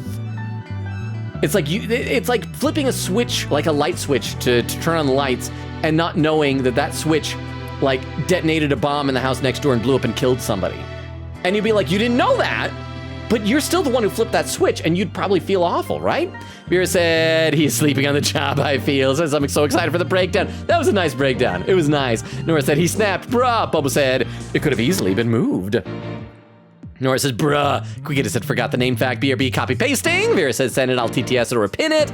And there was the first part. Nora said, this man is so aggravating. Quickita said, thank you, puzzles. I was too hyped to post it. Vera said, don't worry, laughing. Bumble says, I was hoping the accusation would fall on Betty and we'd also have to prove her innocence, but nah, I would love it. I mean, okay. We have had characters come back from other cases. Maybe in the future, Betty can be accused of murder and we can defend her then? I'd love that. I'd love to spend more time with Betty. She's delightful. I want her to have a spin-off game. I want to have a game where it's just like Betty and Bonnie, like it's like a puzzle game and every puzzle is a magic trick. I would love that. And Quigay says, but yeah, it's fun. Quote, I'm about to reveal the secret of your magic. Proceeds to think hard in silence for a few minutes. Several minutes. All right, it looks like we've reached the end. I feel as though I've been watching a grand magic show. Oh, it was close, but we just barely made it through somehow. Apollo, that is every case you've ever been in. None of you are good at your job. Huh? Why does Trucy look so down? I mean, it's not. All that's happened to her is somebody she's been working with, preparing the show, has been murdered right in front of her. She was arrested, thrown in jail for a while. A guy like cursed her to a grave, like lit fires on masks of all of her beloved family. Like, why is she so upset? She's overreacting. Ms. Wright? Yes, Your Honor? I'm about to announce my verdict. Looks like you need more than a not guilty. You need some head pats. Come here, you little scamp. Oh, have some head pats. Could I see that wonderful smile of yours? That smile of a true entertainer, as I do? I mean, I guess it's nice that he's like encouraging her to put on a strong face, but it's also kind of ignoring the like deep pain she's feeling inside. But I do like the judge like clearly cares. And this is showing, it's reminding us that the judge is a nice person, you know? Yes, Your Honor. Mm-hmm. Now then, the court finds the defendant, Trucy Wright, not guilty! Confetti from not existent balconies. Yay! A fake smile. He's just, at least he's not dead. He's standing back up on his feet. Oh, and the confetti that's mid-air just disappears. Court is adjourned! Gavel slam! Vera says he needs to skate to the answer in his brain. Nora said, what happened? I heard my name. I don't remember. Vera says Danganronpa style. I know, because that was the second game, right, where we had the half-pipe game. Vera said, reading comments. April 28th, District Court Defendant Lobby, number 3. Momo says, it's too warm. Yes, Bumbo, thank you for your mercy. We were talking about earlier how you have enough points, but you're being kind. Quigita said, don't worry, Logan. I was able to highlight my stream. Just a small refresh. Said, Logan, please, what? What did I do? Bucky said, where the clown makeup at? Did you see the picture I posted in Discord? After I posted that, I actually checked my stage makeup kit because I knew I had like some clown makeup and it was almost empty. And I was like, even thinking to myself, like, why is this almost empty? Then I remembered when I was in high school, I was in a play where in one scene, I had to portray a mime. And I like, it's an old thing of it that I've had like ever since I very first started acting. And so I think I used up most of that and then just forgotten. I mean, it's old, but it still works. I don't know, the worst thing it's gonna do is make my skin burn and peel off or something like that. I don't know, does makeup do that if it's really old? Does makeup go bad? Quigity says, pick Bonnie, mistake. Just wait, Logan, her life choices, please. Do it, Logan, life choices, please. Yes. So thank you especially, Vero, for those 10 bits. And Bubba said, that's why I do it. Okay, I see a clip, but let's play a little bit more and then we'll check out the clip in a minute. Thank you for everything, Polly. So now we know that whenever we see Trucy smiling like this, she's not actually happy. She's taking all of her negative emotions, shoving them into a tiny little bottle, packing them together, shoving a cork into that bottle, wrapping it up tight in a rope, tying it to a cinder block, and throwing it into the deepest abyss of the ocean in her soul. She is a broken person, just putting on a strong TTS face. Logan, Gumshoe cosplay when? With confetti after winning a case. You know, actually a Gumshoe cosplay wouldn't be too difficult. I do own a trench coat. The downside is I think it's like a different type of trench coat. It has like a darker collar. And I have another overcoat, but it's not really a trench coat. It wouldn't be very accurate, but I could probably pull that off. And a gumshoe just throws the confetti around. Nah, he's off trotting with Edgeworth. But in a few months, we're gonna be able to see him again in Edgeworth Investigations 2. I assume he's in that game. But thank you for that, TTS and Vero. Thank you very much for the 10 bits. I appreciate that from the both of you. Let's see, crap. What just happened to the chat? Okay. Thank you for everything, Polly. Oh, Terusi! Thank gosh. Gosh. With an SH at the end. Now you can open your show tomorrow just as planned. Athena, 25% of the cast is dead. I don't think you can do that. I would honestly, though, I'd love it if Trucy does like a show with Bonnie and Betty. And then just from now on, that's what it is, that Trucy is off on the road doing shows with Bonnie and Betty, and they have a happily ever after, all the three of them together. Yup, and it's all thanks to you two. Oh, but now that Mr. Reyes is, gone, I'll need to find somebody to replace. Oh, it's gonna be Apollo. And he's gonna be her assistant in her show. I hope we get like an animated, like hand-drawn animation thing of Apollo being in the show and like turn into a dragon. Apollo's just like either A, totally not into it, or B, super into it and just won't admit it. Uh-oh. I don't like the way she's looking at me with that phony smile on her face. Ah! Trucy, I'm so sorry about everything. Hey, what are you apologizing for? Roger Rettens used us, we are victims too. Oh yeah, we gotta keep saying that, otherwise I'm gonna get arrested or something for our part in this. You know, even though we're gonna keep hearing thumping, you know, because the rabbits and thumping, I want to keep these two on the screen for just a minute. I'm going to play this clip. I'm going to load this clip up into the clip viewer so we can all watch it together. This clip from Queen Katie is titled Bonnie's Mistake. So I think it's going to be the life choices thing, I'm guessing.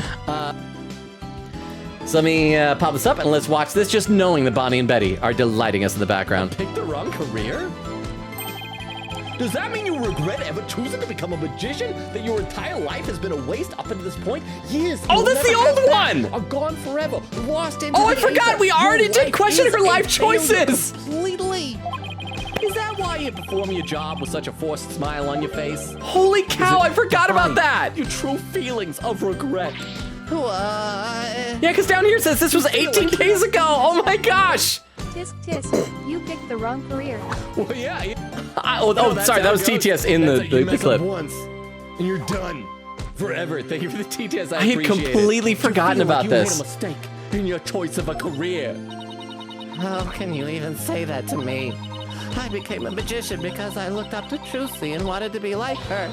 I'd never regret that decision. No? Are you sure? Because you should regret it. I am telling you now, life your choices. life is a mistake. I feel so bad now because I do love Bonnie. Bo said, Queen Katie, that is why you wanted to pick it. Yes, it's so funny. And we got an achievement too. And Vera said, add quote, coffin in the blood hole.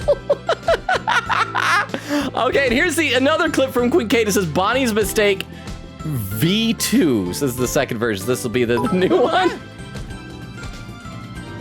Do her life choices for the funny. Okay, well, now that we've saved, we'll do that. Thank you very much, Vero. It was tempting already, but I wasn't sure. Okay. Which mistake did Bonnie make? Her life choices.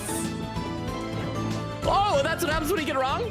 I don't think I've gotten one of these wrong before. No, okay. I should never say a person's life choices are a mistake. But Apollo already I'm sure did. she can be a great magician someday if she works hard. And then she's already a great magician, Apollo. Good luck, Bonnie. We're so nice. Anyway, getting back to the case. Oh, that's all okay. What was it that Bonnie did during Trucy's escape trick? Oh, achievement unlocked. Bonnie's life choices.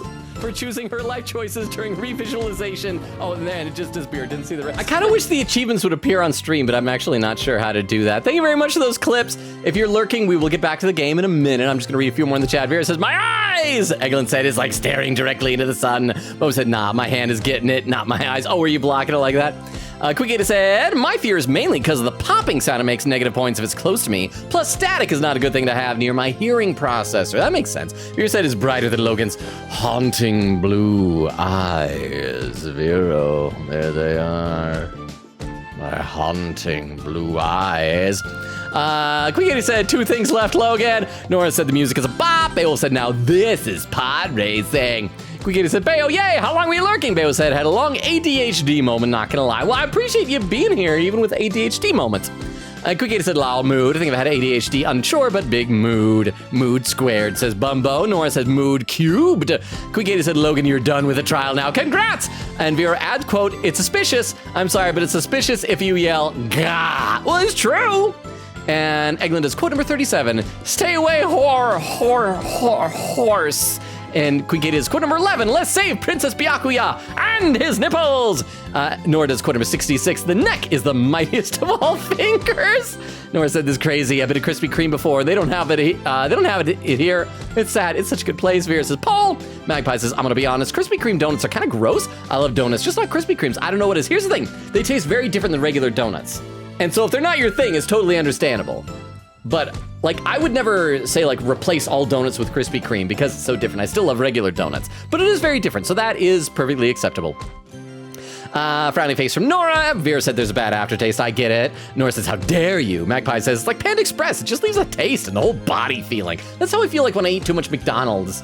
I feel like I've got a brick in my stomach. Nora said Krispy Kreme is a delicacy. Vera said, I think everyone should make donuts at one point in their life. The hardest part is having a decent shaped one or making. Quick said, I actually have a donut shaped cutter. I should use it someday. Nora said, I'm almost done with the first chapter of my Logan fanfic. What's it about? Quick said, salute to the monk boy. Nora said, he and his bead snapped. He really died. Quick said, just breakdown incoming, guys. Nora said, new murder case. Vera said, Paul. Quick said, Vero, you forgot time travel. Vera said, gasp, I did. Quick said, also best music incoming. Nora says, oh. Vera said, magic show, magic show, magic show. Nora says, I like magic. Oh, okay, let's play some more of the game. I feel like I'm getting a little bit closer to catching up in the chat. But I don't want to get rid of Bonnie and Betty. They're so wonderful. I love the 2 of them. I want them to have their own spin-off game. And I want Penny Nichols to appear in it just because she's great too. He even made me an accomplice to murder. But Betty, we have to take some of the blame for this too, Even if we didn't know he was planning to kill Mr. Mystery, we did cooperate with him. It's all my fault, isn't it? Neither of you is to blame. The only one in the wrong is the person who used magic to commit murder, Roger Rettens. Thank you, Trucy. Don't you think I know that? Say what you want, but don't think for a second that I don't think for a second that I don't still hate you. You baka. You baka. I hate you so much, you baka. You baka. I guess she really does hate me. No, she's tsundere for you, Trucy. But Betty, why? You used to be a huge fan of Trucy's. Hey, shut up! I've always hated her. Really? But if we hadn't seen Trucy's magic show, we never would have tried to become professional magicians ourselves, right? Speak for yourself. But Betty, you still have her autograph from that day. Yeah, just shut up! I said I hate her. Just let me have this. Let me lie. Yes, and my lie.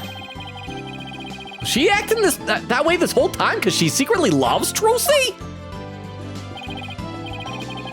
Wow, Trucy, I never knew that being the best could be so tough.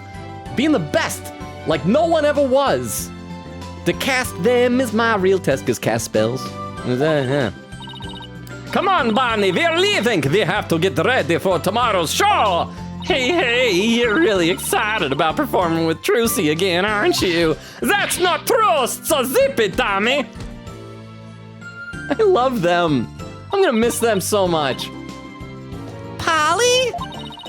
Do you think I really am a naive greenhorn?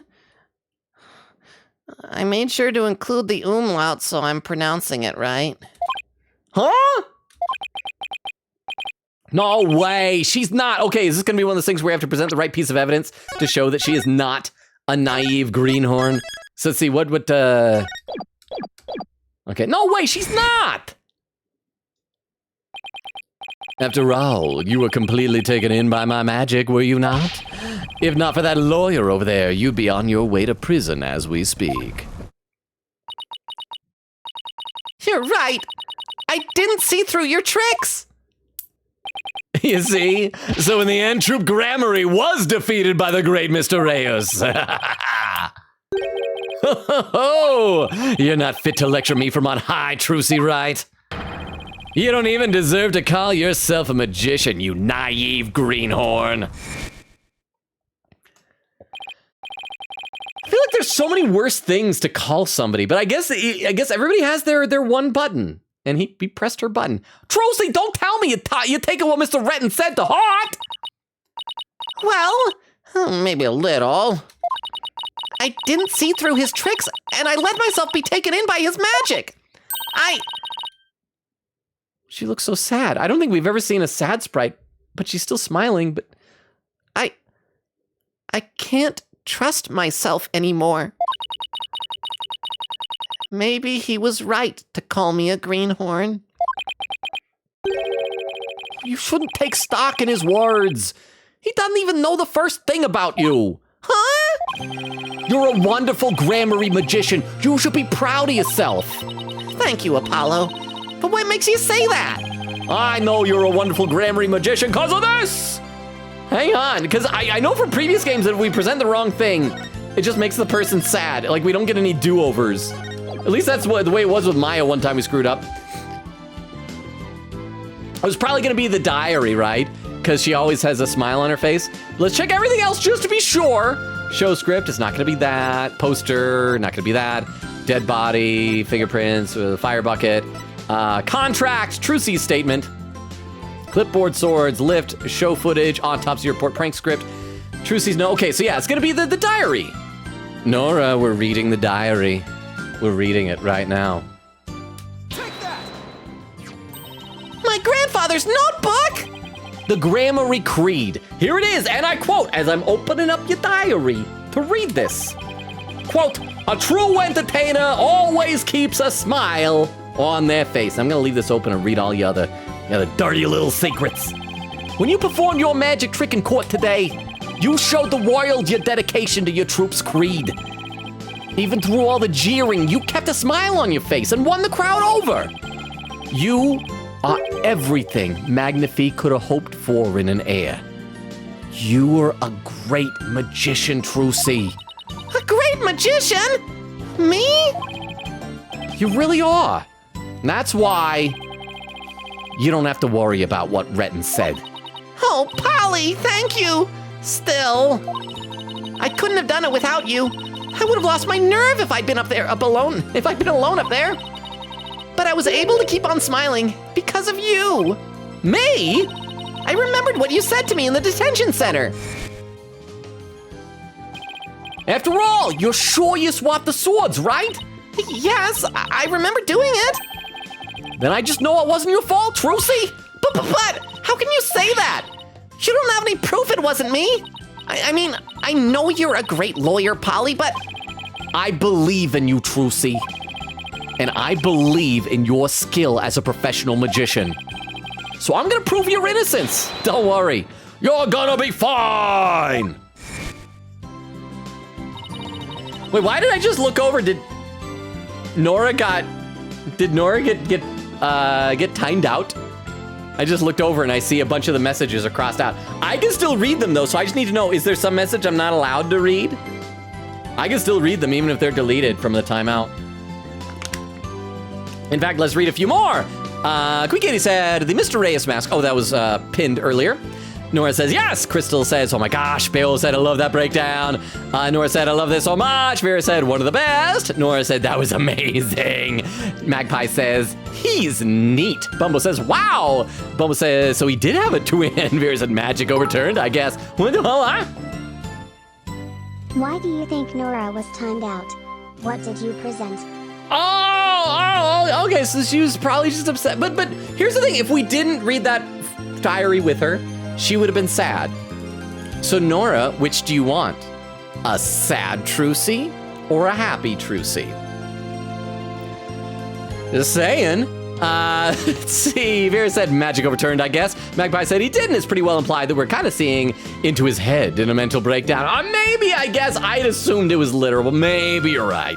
Quigator said, this case is best one to have Apollo do defending, because in the end, it's a Gramarye revenge plot foiled by another Gramarye. Magpie says, you see it more clearly in the later one, where it's implication rather than literal. Oh, okay, I'll look forward to that. Nora said, I love magic with all my heart. This was so cool. Oh, Jay with the hydrate. Thank you very much, Jay.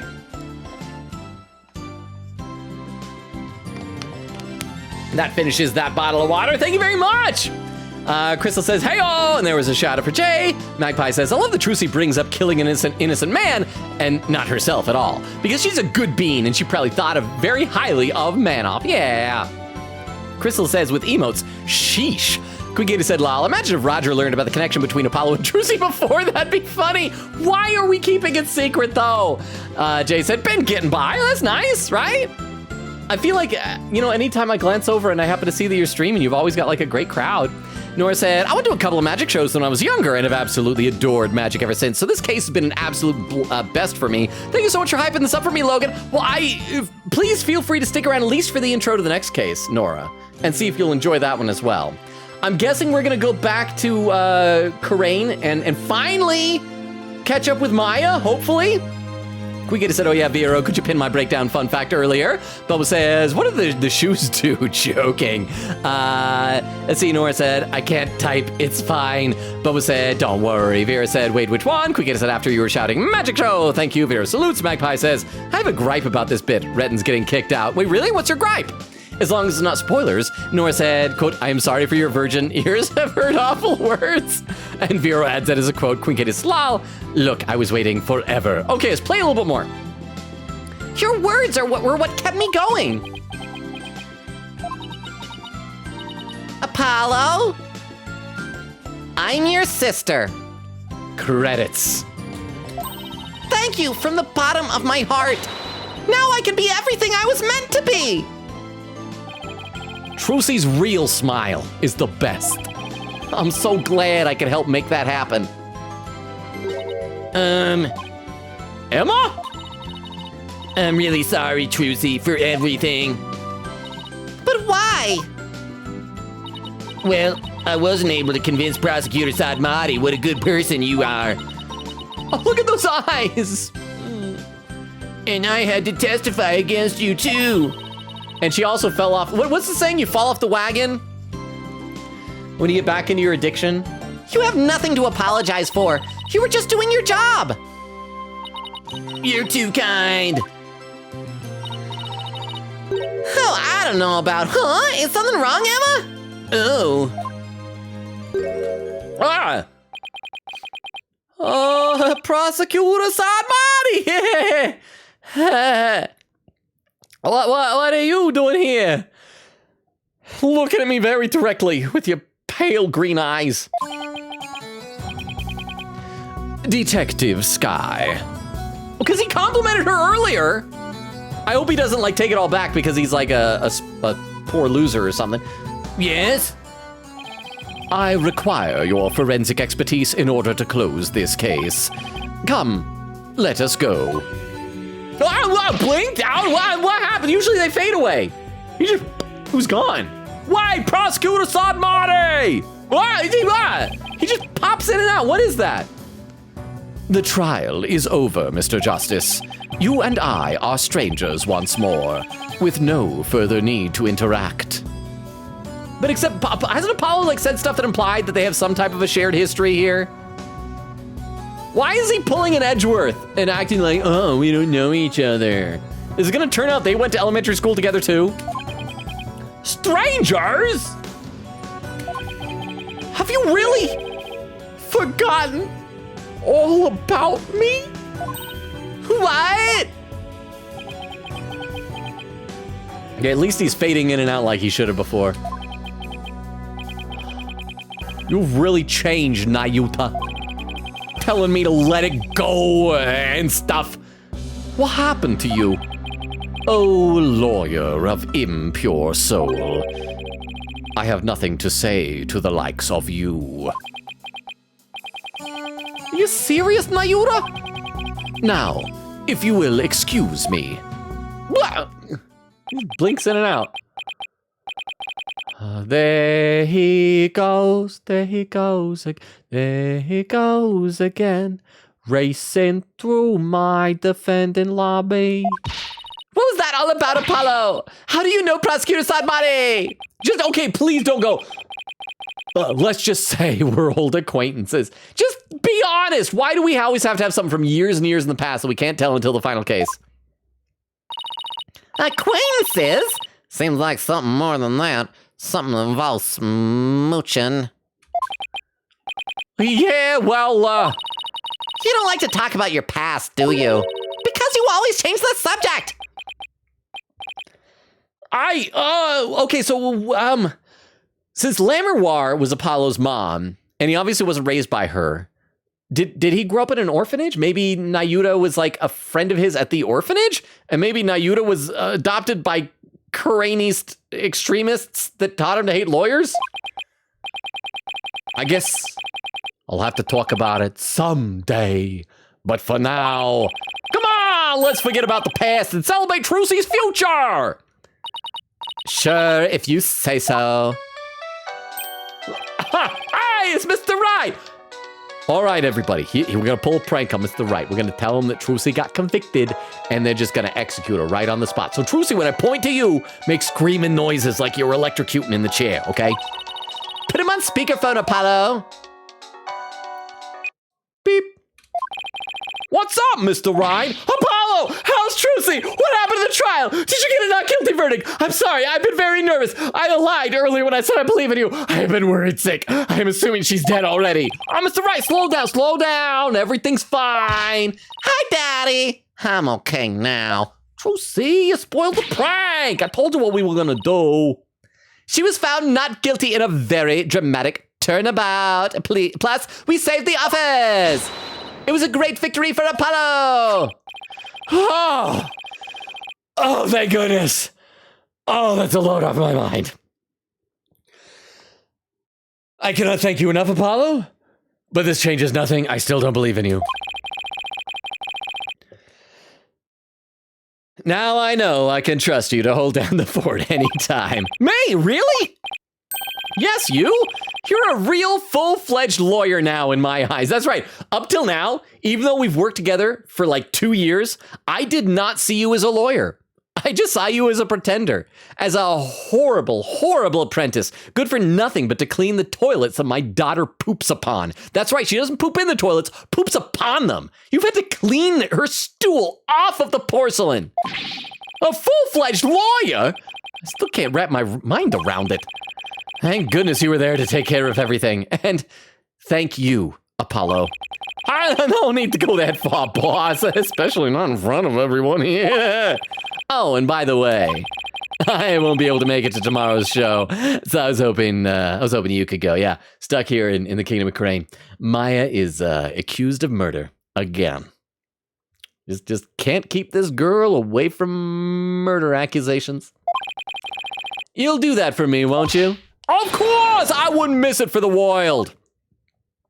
Beep. Oh, you didn't even say goodbye. He just hangs up.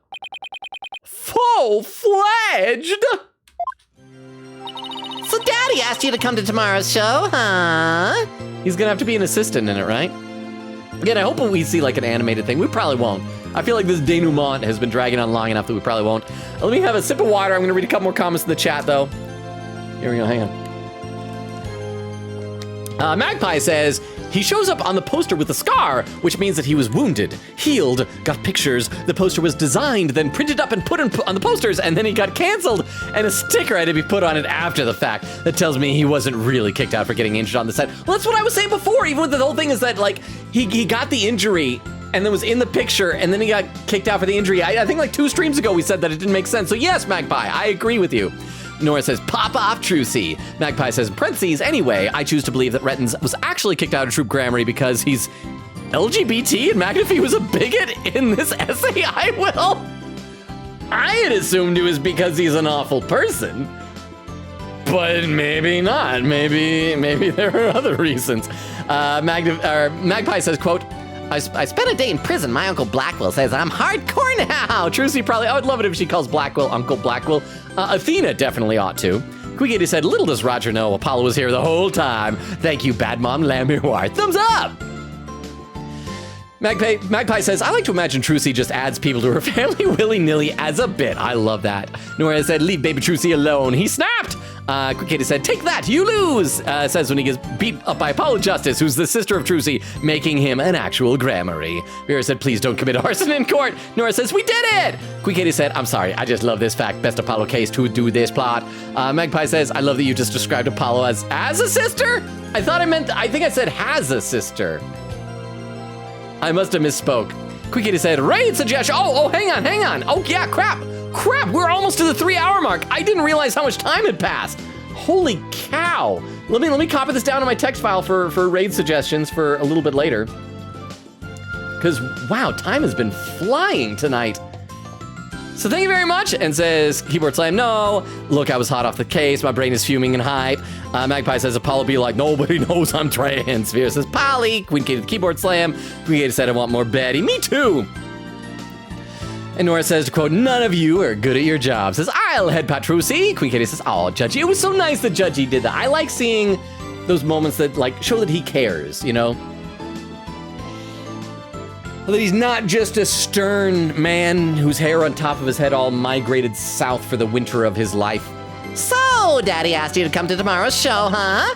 As my assistant, right? No, he just asked me to go cheer you on. Okay, then I'll be sure to save you the best seat in the house, Polly. The best seat in the house? I really appreciate the thought, but The best seat is on stage, in the coffin. Good, then it's settled. huh? Oh yeah, we're gonna see an animation, and the best seat will be on stage. It's gonna be animated, or maybe not. April 29th, Penrose Theater stage. I am excited for this. I'm excited. Objection! No, don't be one of these weird things where it's like black because you don't have the assets to show this. I don't like in the remake. You can make new assets, right? I should have known. Oh, there we go! Yes! Okay, it's not full animated, but I love it. It's hand-drawn.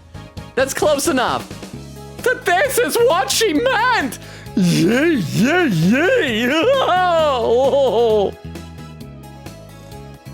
Oh, this is wonderful. I gotta leave this on screen for a minute as I read a few more comments. This is just fantastic. But yeah, Quick says, so sweet. Magpie says, Judge is such a grandpa. Homie's a little confused, but he's got the spirit. Quick said, now, where's the case where Apollo is our defendant? Man hasn't been framed yet. Vera says, add quote, it was close, but we just barely made it through somehow. Apollo, that's every case you've ever been in. None of you are good at your job. Where's the lie? Boba said, can't wait to see Judge not a G again. Oh, that's right, because we're going back to Karain. Has the judge ever been accused? I still, like, had my theory that maybe the judge in the Kingdom of Karain will be the big bad of this one. Because we've never had a judge be the murderer. Let's see, Nora says, we did it! Bumblehead and Gumshoe did a lovely job of the confetti. I don't know if it's Gumshoe anymore, because he's off with Edgeworth. You know what, I'm gonna headcanon that even though Gumshoe is gone, he still makes confetti and sends packages in mail to the courthouse for them to use while he's off with Edgeworth. Vera said, high five! Crystal said, ain't the people cheering? Also the people insulting Trucy earlier? They were won over! Nora said, I'm so happy about my first ever AA case, even though I was just watching, lol. Well, maybe the next one will be just as good, you never know. Magpie says, neither was Clavier, weirdly. Only prosecutor to not to be framed or accused of something, except maybe the Pains. I love the Pains, though. Bowen says, yes! Bayo says, Bumbo, use it tomorrow. It's going to be extremely hot tomorrow. Why? Why would you do that to me? Quick Kitty said, you think he still does the hand cutting, but now he has a launcher gun for them. Nora said, thank you, Logan, for this. Oh, thank you. But, okay, we're gonna go. We got to at least do like the opening animation. Oh, wait, actually, I should ask you guys. Because we are close to the 3-hour mark. In theory, we could wrap things up early. In fact, Vera, could you do a quick poll and ask, should we get a teaser of the opening animation for the next chapter? Or once this is done, we just kind of wrap up at that point and let next time on Sunday be completely fresh. Would you do me a favor and I'm gonna vote that we show the opening animation for the next chapter tonight. I would love to get that little tease, give us something to think about. So yeah, would that be okay, Vera? Or if you stepped out, I can do the poll myself. Let me read a couple of comments. If the poll doesn't appear, I'm assuming that Vera may have stepped away from the computer momentarily. Vera said gumshoe throwing confetti appreciator, number 1. Oh, there we go, there's the poll. So I will cast my personal vote of see the opening teaser and let the rest of y'all vote as well. Quickita said, hope you enjoyed it. Now you gotta join the ride for the rest of the game. Oh, Nora says, yeah! Boba says, yup. Vera said, worst case scenario, you'll get pimples, I think. Oh, from the bad makeup, old makeup. Quickita, the highlighted message saying, I guess Trucy learned more from her daddy than we thought. A true right indeed. Aw. Magpie says, at least she skipped the eating glass section of Phoenix's curriculum. Crystal said, you're so right with a W. Bubba says she wasn't in love, so no glass required. Oh, crap. If she ever gets a boyfriend, we're going to have to, like, give him a stern talking to. We got to be very protective of her. Quick 80 says, framed for murder involving twins? Check. Blue? Check. Has trauma hiding behind a smile? Check. She's such a right. Now where's the fire and glass and the many injuries? Crystal says, so just Maya. Quick 80 said, where's the blue, though? Eglin said, yeah, that's quote, yeah, thanks for getting me out of prison. Let me just go eat this glass vase real quick. Don't mind me. Quick 80 said, Betty. Nora says, is Trucy just in this case? Because it's about her. Well, she was a lot in the 4th game. Only a little bit in the last game, the 5th game. I don't know if she'll be in the next chapter, but she may show up some more. So maybe they've got a lot of characters. So she was like a major character. She was like the main sidekick in the 4th game. Quick80 said, I've seen her for one more time. Nora says, or is she in others? Quick80 said, we won't see her again till credits. No, oh no, no more Trucy in this game. Crystal says, a thing on her necklace, laughing. Quick80 said, oh, okay, I guess. Vera said, he'll get there. Crystal laughing. Nora said, Trucy's my little baby. I love her with all my heart. But here's the good news, Nora. If she's not in the rest of this game, then we know that she isn't accused of any more murders. No more trauma. Vera said, that's a TikTok clip right there. Wait, which one? Nora says, I think this is the stream I missed. Crystal said, not my TTSB in there laughing. Oh, the poll's done. See the opening teaser one with 92% of the vote. Queen Katie contributing 30 channel points. All right, so let's do that. But this is what she meant! Magical girl Trucy Wright will now perform her greatest illusion yet, killing her brother. That's right, Apollo. I've known all along. There are no tricks or gimmicks here, ladies and gentlemen. This is real magic. And there's Mr. Hat, just dutifully with his sword, ready for some stabbing. Wait a minute, you kidding, right? There is a trick or gimmick, right? I'm too young to die. Now then, Mr. Hat, you know what to do with that sword. No! Wait! Stop! No! Oh, I've been stabbed! Oh, no, Trucy! Why are you talking to the audience? Oh, that didn't work! Oh, I'm getting colder. Oh, I'm getting so cold, Trucy. Trucy, and that's how Trucy and Gramarine Land ended on a rousing high note. I'm dying, Trucy! With a big round of applause and Polly's ear-splitting screams. Help me! Oh, what kind of an ending is that? Ah! And that's how Apollo died. He dies a lot, though, in my head canon. I don't know why. Let's go. Oh, and Bonnie made it onto the thing for end. Pin message from Quick Katie said, no, I meant Betty. Oh, so somewhere. Oh, what? Why is the music jittery like that? We might have to close out the game and like relaunch it before we do the opening cutscene of the next one, because there should be a little pop-up saying like you want to save the game, right? Right? All right, let's wait a second. I hope the game's not crashing. Oh, there it is. Save your current poggers. Okay, it's not responding though. I gotta wait a minute for it to let me click that.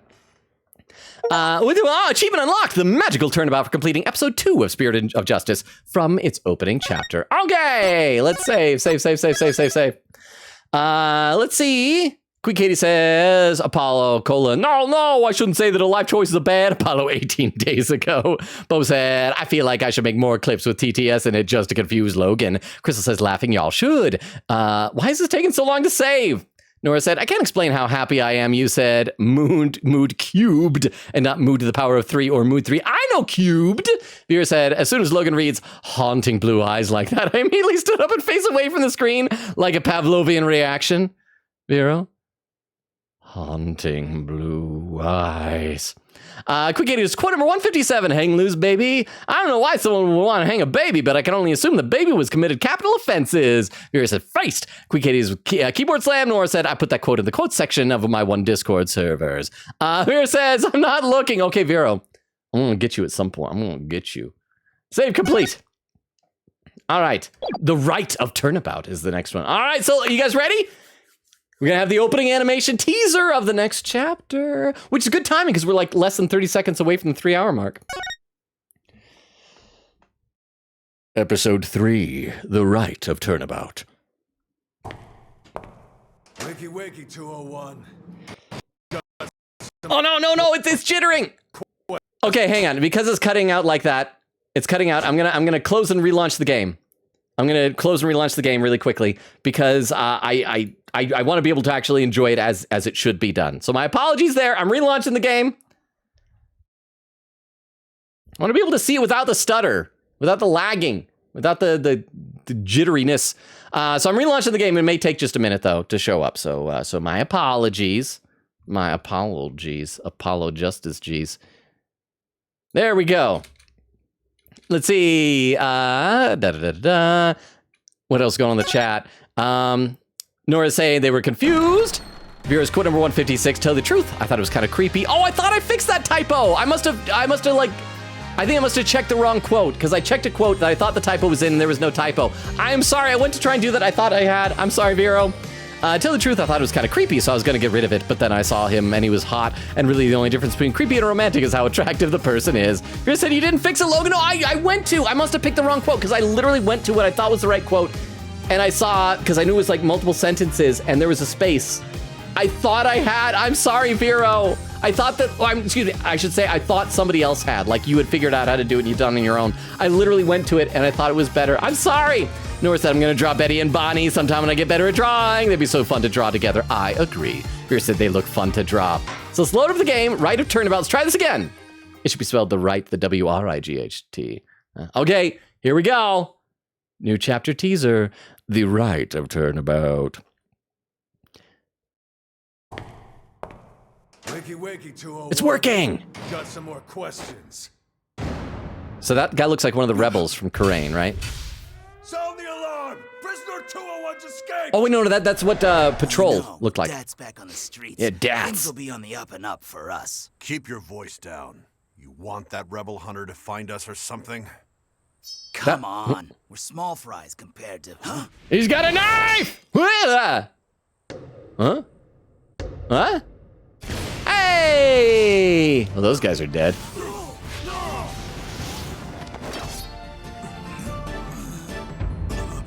The bald guy has the same voice actor as Edgeworth. They harmonized very well with their screams of terror and bloody murder. Yay! May 9th, 3:30 p.m. Temple. I forgot that was its name.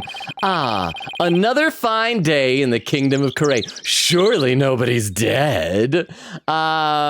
Let's see. Quick Gator said, Bonnie, the only thing you did besides not knowing about the prank was made one mistake that literally saved Trucy's life. Oh, my camera went out. Said, draw them now. When you're not good too, drawing them bunches, and you'll be really good at drawing. That's true. That's how you get good at drawing them.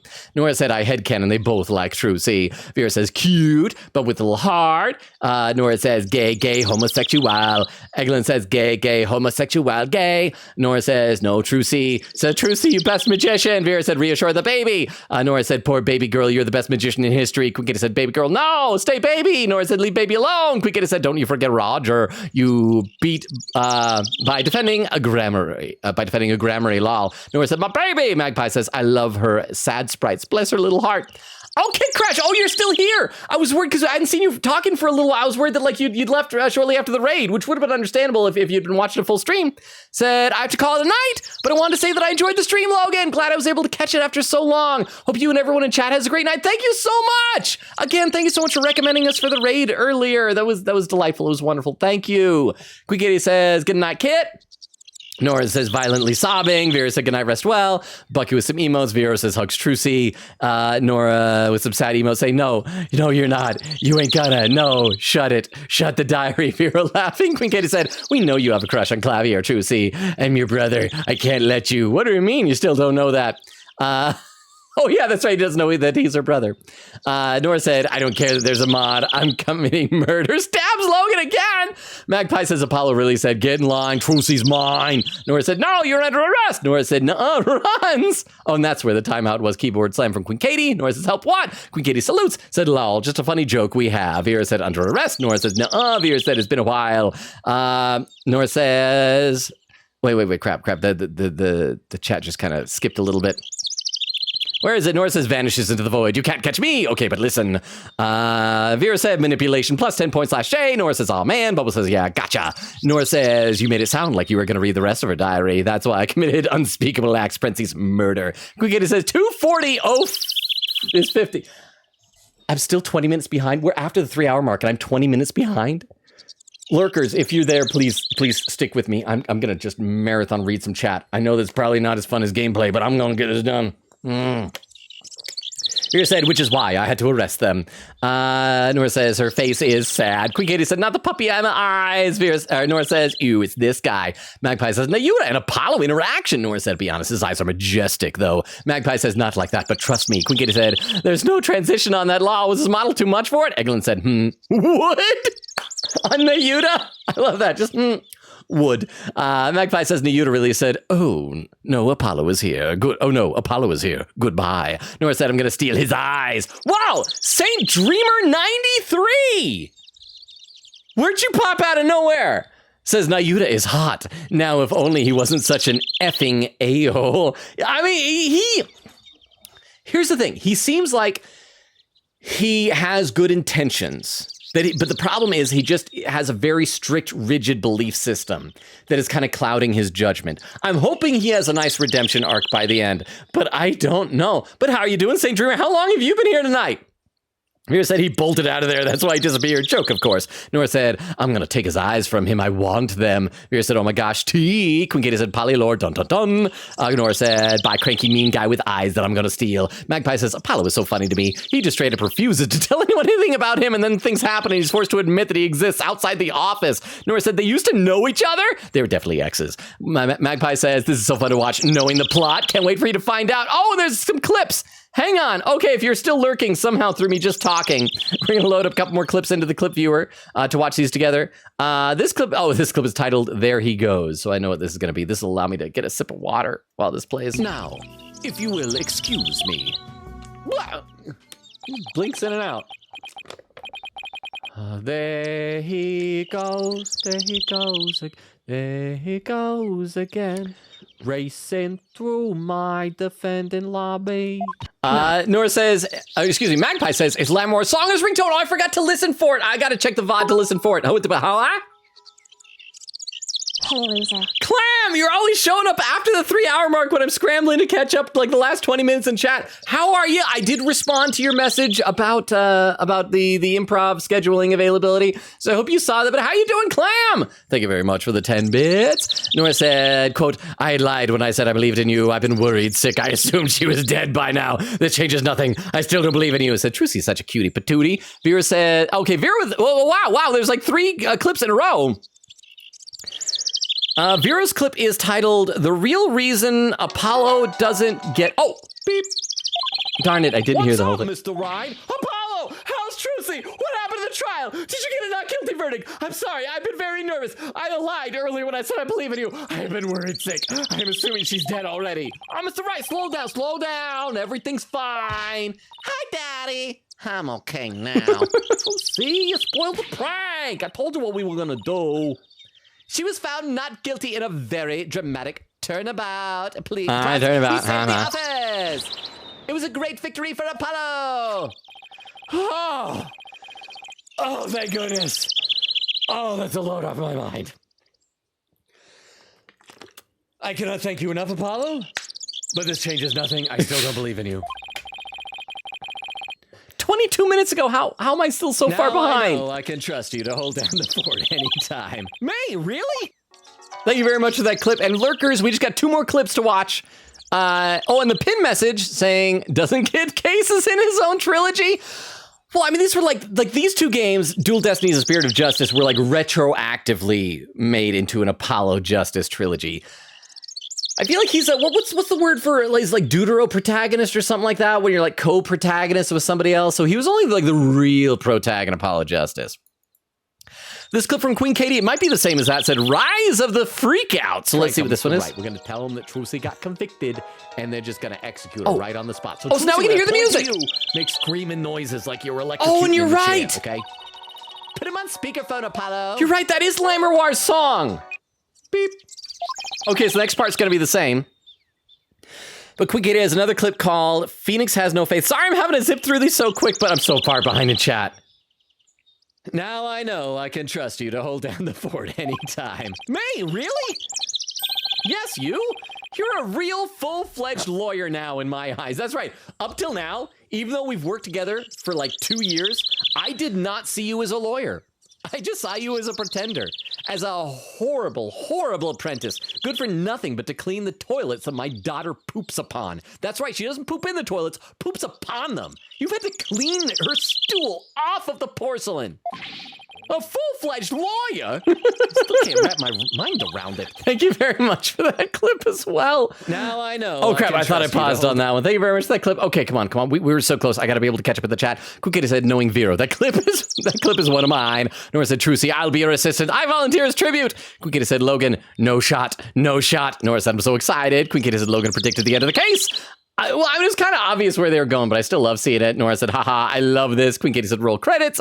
Nora said, Trucy's such a cutie. I'm still over here tripping Truthina, by the way, and nobody can change my mind that they'd be cute. Do either of them have a love interest? I don't know if we've seen a love interest for either of them, so why not? Queen Katie said, I have one proposal. Gummy is also a time traveler, and when he hears a not guilty, he teleports ASAP for confetti. Why not? Nora says, shipping. Can't type. Queen Katie said, no, I want to see next case. See case. Queen Katie, Bumble says, see case. Queen Katie said, no, I mean Betty. We won't see Betty till credits. Oh, so maybe we will see more Trucy then. But I'm glad that we'll see Betty in the credits. And Vero added the quote about that whole pooping on the porcelain thing. I'm not going to read the whole thing, but holy cow, that's a quote now. Vero said it took me a long time to write that. Oh, yeah, because I forgot. You can't just copy-paste what I say verbally. That is a good point. Queen Katie said, Vero, is that what you've been doing? Vero says, yeah. Queen Katie said, knew you were quiet, but wow. Vero said, worth it. Again, lurkers. I'm sorry, I'm just behind in chat. I'm trying to catch up. Queen Katie said, anyway, could you correct Logan by pitting my Betty comedy? Thinks Trucy isn't showing up anymore, so I get it now. Vera said, drag her back to the court. Nora says, oh dear. Queen Katie said, thank you, thank you. Vera said, uh-oh. But yeah, so Nora, you hear that Trucy will be in more of the game. Queen Katie said, wow, the game really said, let's not stutter till Logan finishes the case. That was good timing. That was actually really great. Vera said, it hung out for long enough. Queen Katie said, the case was hype. Vera said, I'm not looking. Queen Katie said, yay, next case, hee hee. Queen Katie says, hype, hype. Queen Katie said, not the stutter. How dare you, game. Oh, and Crystal with a raid suggestion as well. Let me copy this over. I get so out of breath from just like reading stuff as fast as I possibly can. Well, I'm not as fast as I can, but as fast as I can while still providing like proper intonation on things. Magpie says, honestly, I forgot the scene existed. Vera said, I did too. Queen Katie said, same, lol, never saw the intro of the case, just the rest of it. And some more raid suggestions from Crystal. Thank you very much for, I will copy these down as well. So between these, we'll have like 5 different raid suggestion possibilities. So we've got plenty of options for raids. So once again, like if you're lurking, I apologize. I'm just scrambling to catch up in chat, so I appreciate you. Vera says, the guy wearing green got the Kamoshida hair. Oh no, I didn't even think about that. Nora said, quote, they harmonized very well with their screams of terror and murder. Oh, and got another clip from Queen Katie. I thought we were done with clips, but let's pop this up on the clip viewer. Huh? This clip is called Gloom to Brightness. So let's check this out. And only 10 minutes behind now. Hey! Well, those guys are dead.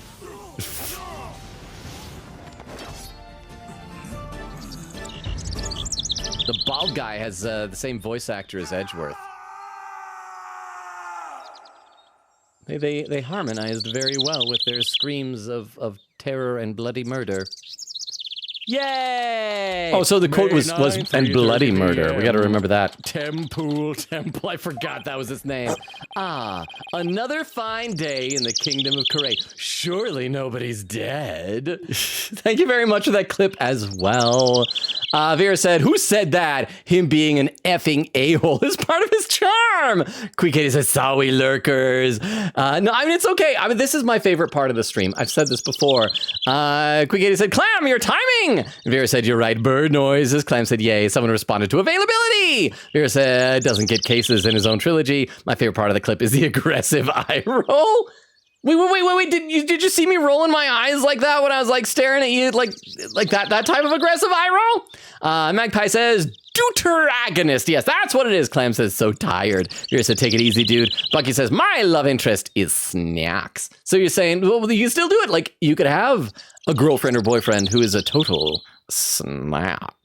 Clam said, just realized my wife married a deadbeat who's making excuses for why he doesn't have a job. No, but Clam, you've got your new job that you're starting up. And it's going to be paying so much better. You didn't get fired already from that. You were just bragging a couple of days ago about starting your new job. Nora said, truthy enough her life.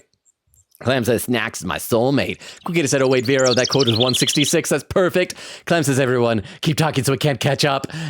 Some commands. I can just skip over the commands. Nora says, help what? Quote number 30, we will take turns doing Damien's Dream Daddy Dad Dating Simulator. Quikita said, I thought we were done with clips. No. Vera said, Dream Daddy, the birthplace of beef longa. That's well, technically the birthplace was something that Prince Paul said, but that was the first time that beef long was integrated into a game.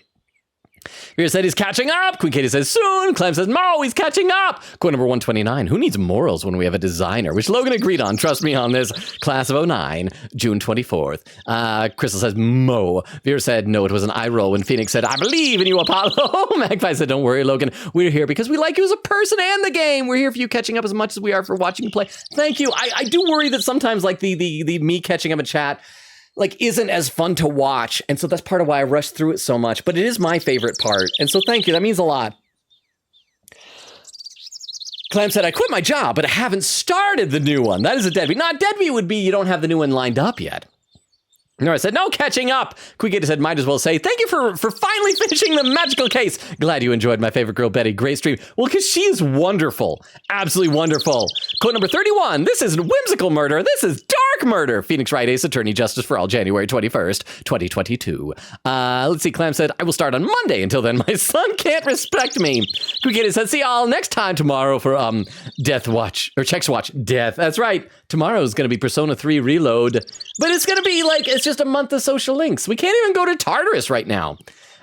Crystal says, rip Clam. Clam says, everyone, what are your top 2 taco toppings? My top 2 are cheddar cheese and more cheddar cheese. Crystal says, laughing. I know it's just a quesadilla, but a quesadilla is just a taco, but without all the stuff that you don't need. Crystal says, death, yay! Clam says, minor cheese and El Pastor. Nora says, Skittles. Ooh. Actually, I'd unironically try that. Clam said, also, crunchy tacos are awesome. Eglin says, onion and cilantro. Crystal says, no, don't believe them, Logan. We love you for your singleness and suffering from the games you play. What if I someday found a girlfriend? Would you all stop liking me? If I found a girlfriend, if I somehow found happiness. Clam said, dude, those peeps that taste soap when they eat cilantro, poor peeps. Magpie says, yeah, that's not deadbeat. That's rest time. Nora said, Skittle tacos equal gay tacos. Taste the rainbow. I hate cilantro. Vera said, lots of cheese. Magpie says, Doritos Locos shell and not cilantro. Well, maybe Bucky would enjoy it because he always has the Doritos snacks. Bubba says, shrimp and cheese. Magpie says, I have the soap gene. Aw. Nora said, yeah, we would. Vera said, yes, I would unsub if you had a girlfriend. So are you implying that if I ever got a girlfriend, I should keep it secret? I don't know if I'd be able to lie about that. I'd be shouting it from the roof. Well, not first. For the first few months, I'd be I won't tell anybody because I'm worried that this is going to end. And the worst thing, not the worst thing, but one of the worst things is when you're in a relationship and and you tell everybody and then she breaks up with you. And then everybody always asks, oh, how's it going? And you got to tell everybody over and over again that you're no longer together. And it's awful. Clam, what? Well, now you won't get a girlfriend. I thought there was going to be more than that. Just nah, you don't get a girlfriend. Thank you very much for the 10 bits. TTS forever uncle. I mean, I like being an uncle, but I'd like to be a dad. Isn't that allowed? Clem says, man, Bumbo, I would love to get some ceviche. Am I saying that right now? Bucky says, let's not get ahead of ourselves, Keck. Vera said, maybe unfollow. Chris said, Logan with a girlfriend unfollows. Crystal laughing. Bubba said, cilantro tastes like soap in a pleasant way for me. Nora said, taste the rainbow. Gabe eyes the taco. Vera says, step it out of my mod position. Clem says, laughing, you won't get a girlfriend. Bubba said, I don't know if you understand. Crystal's laughing. Vera said, nah, we'd be happy for you, ... maybe. Nora said, you have to be single forever or we'll abandon you. Magpie says, careful, y'all are making me want to flirt out of spite. Eglin says, always the uncle, never the dad. And there! Crystal puts some emotes. I caught up 3 hours, 19 minutes, and 4 seconds. I finally caught up to chat for the first time of the night.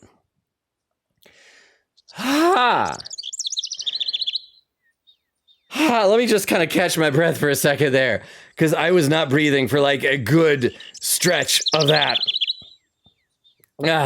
Okay, so we're gonna pick someone to raid here. Yeah, here we go. I see. Oh, we got a couple of good options. These two both have the same number of viewers, so we'll go with this one here. So let's do raid. And this one, here's our raid message. So for anyone who's still lurking, well, thank you for sticking through with that marathon chat read. We stream Tuesdays, Thursdays, Fridays, and Sundays, currently alternating between this and Persona 3 Reload. So tomorrow is going to be Persona 3. We're in December. So we're in like the final month or 2 months or something like that of the game. It feels like I want to say 2, maybe 3 months.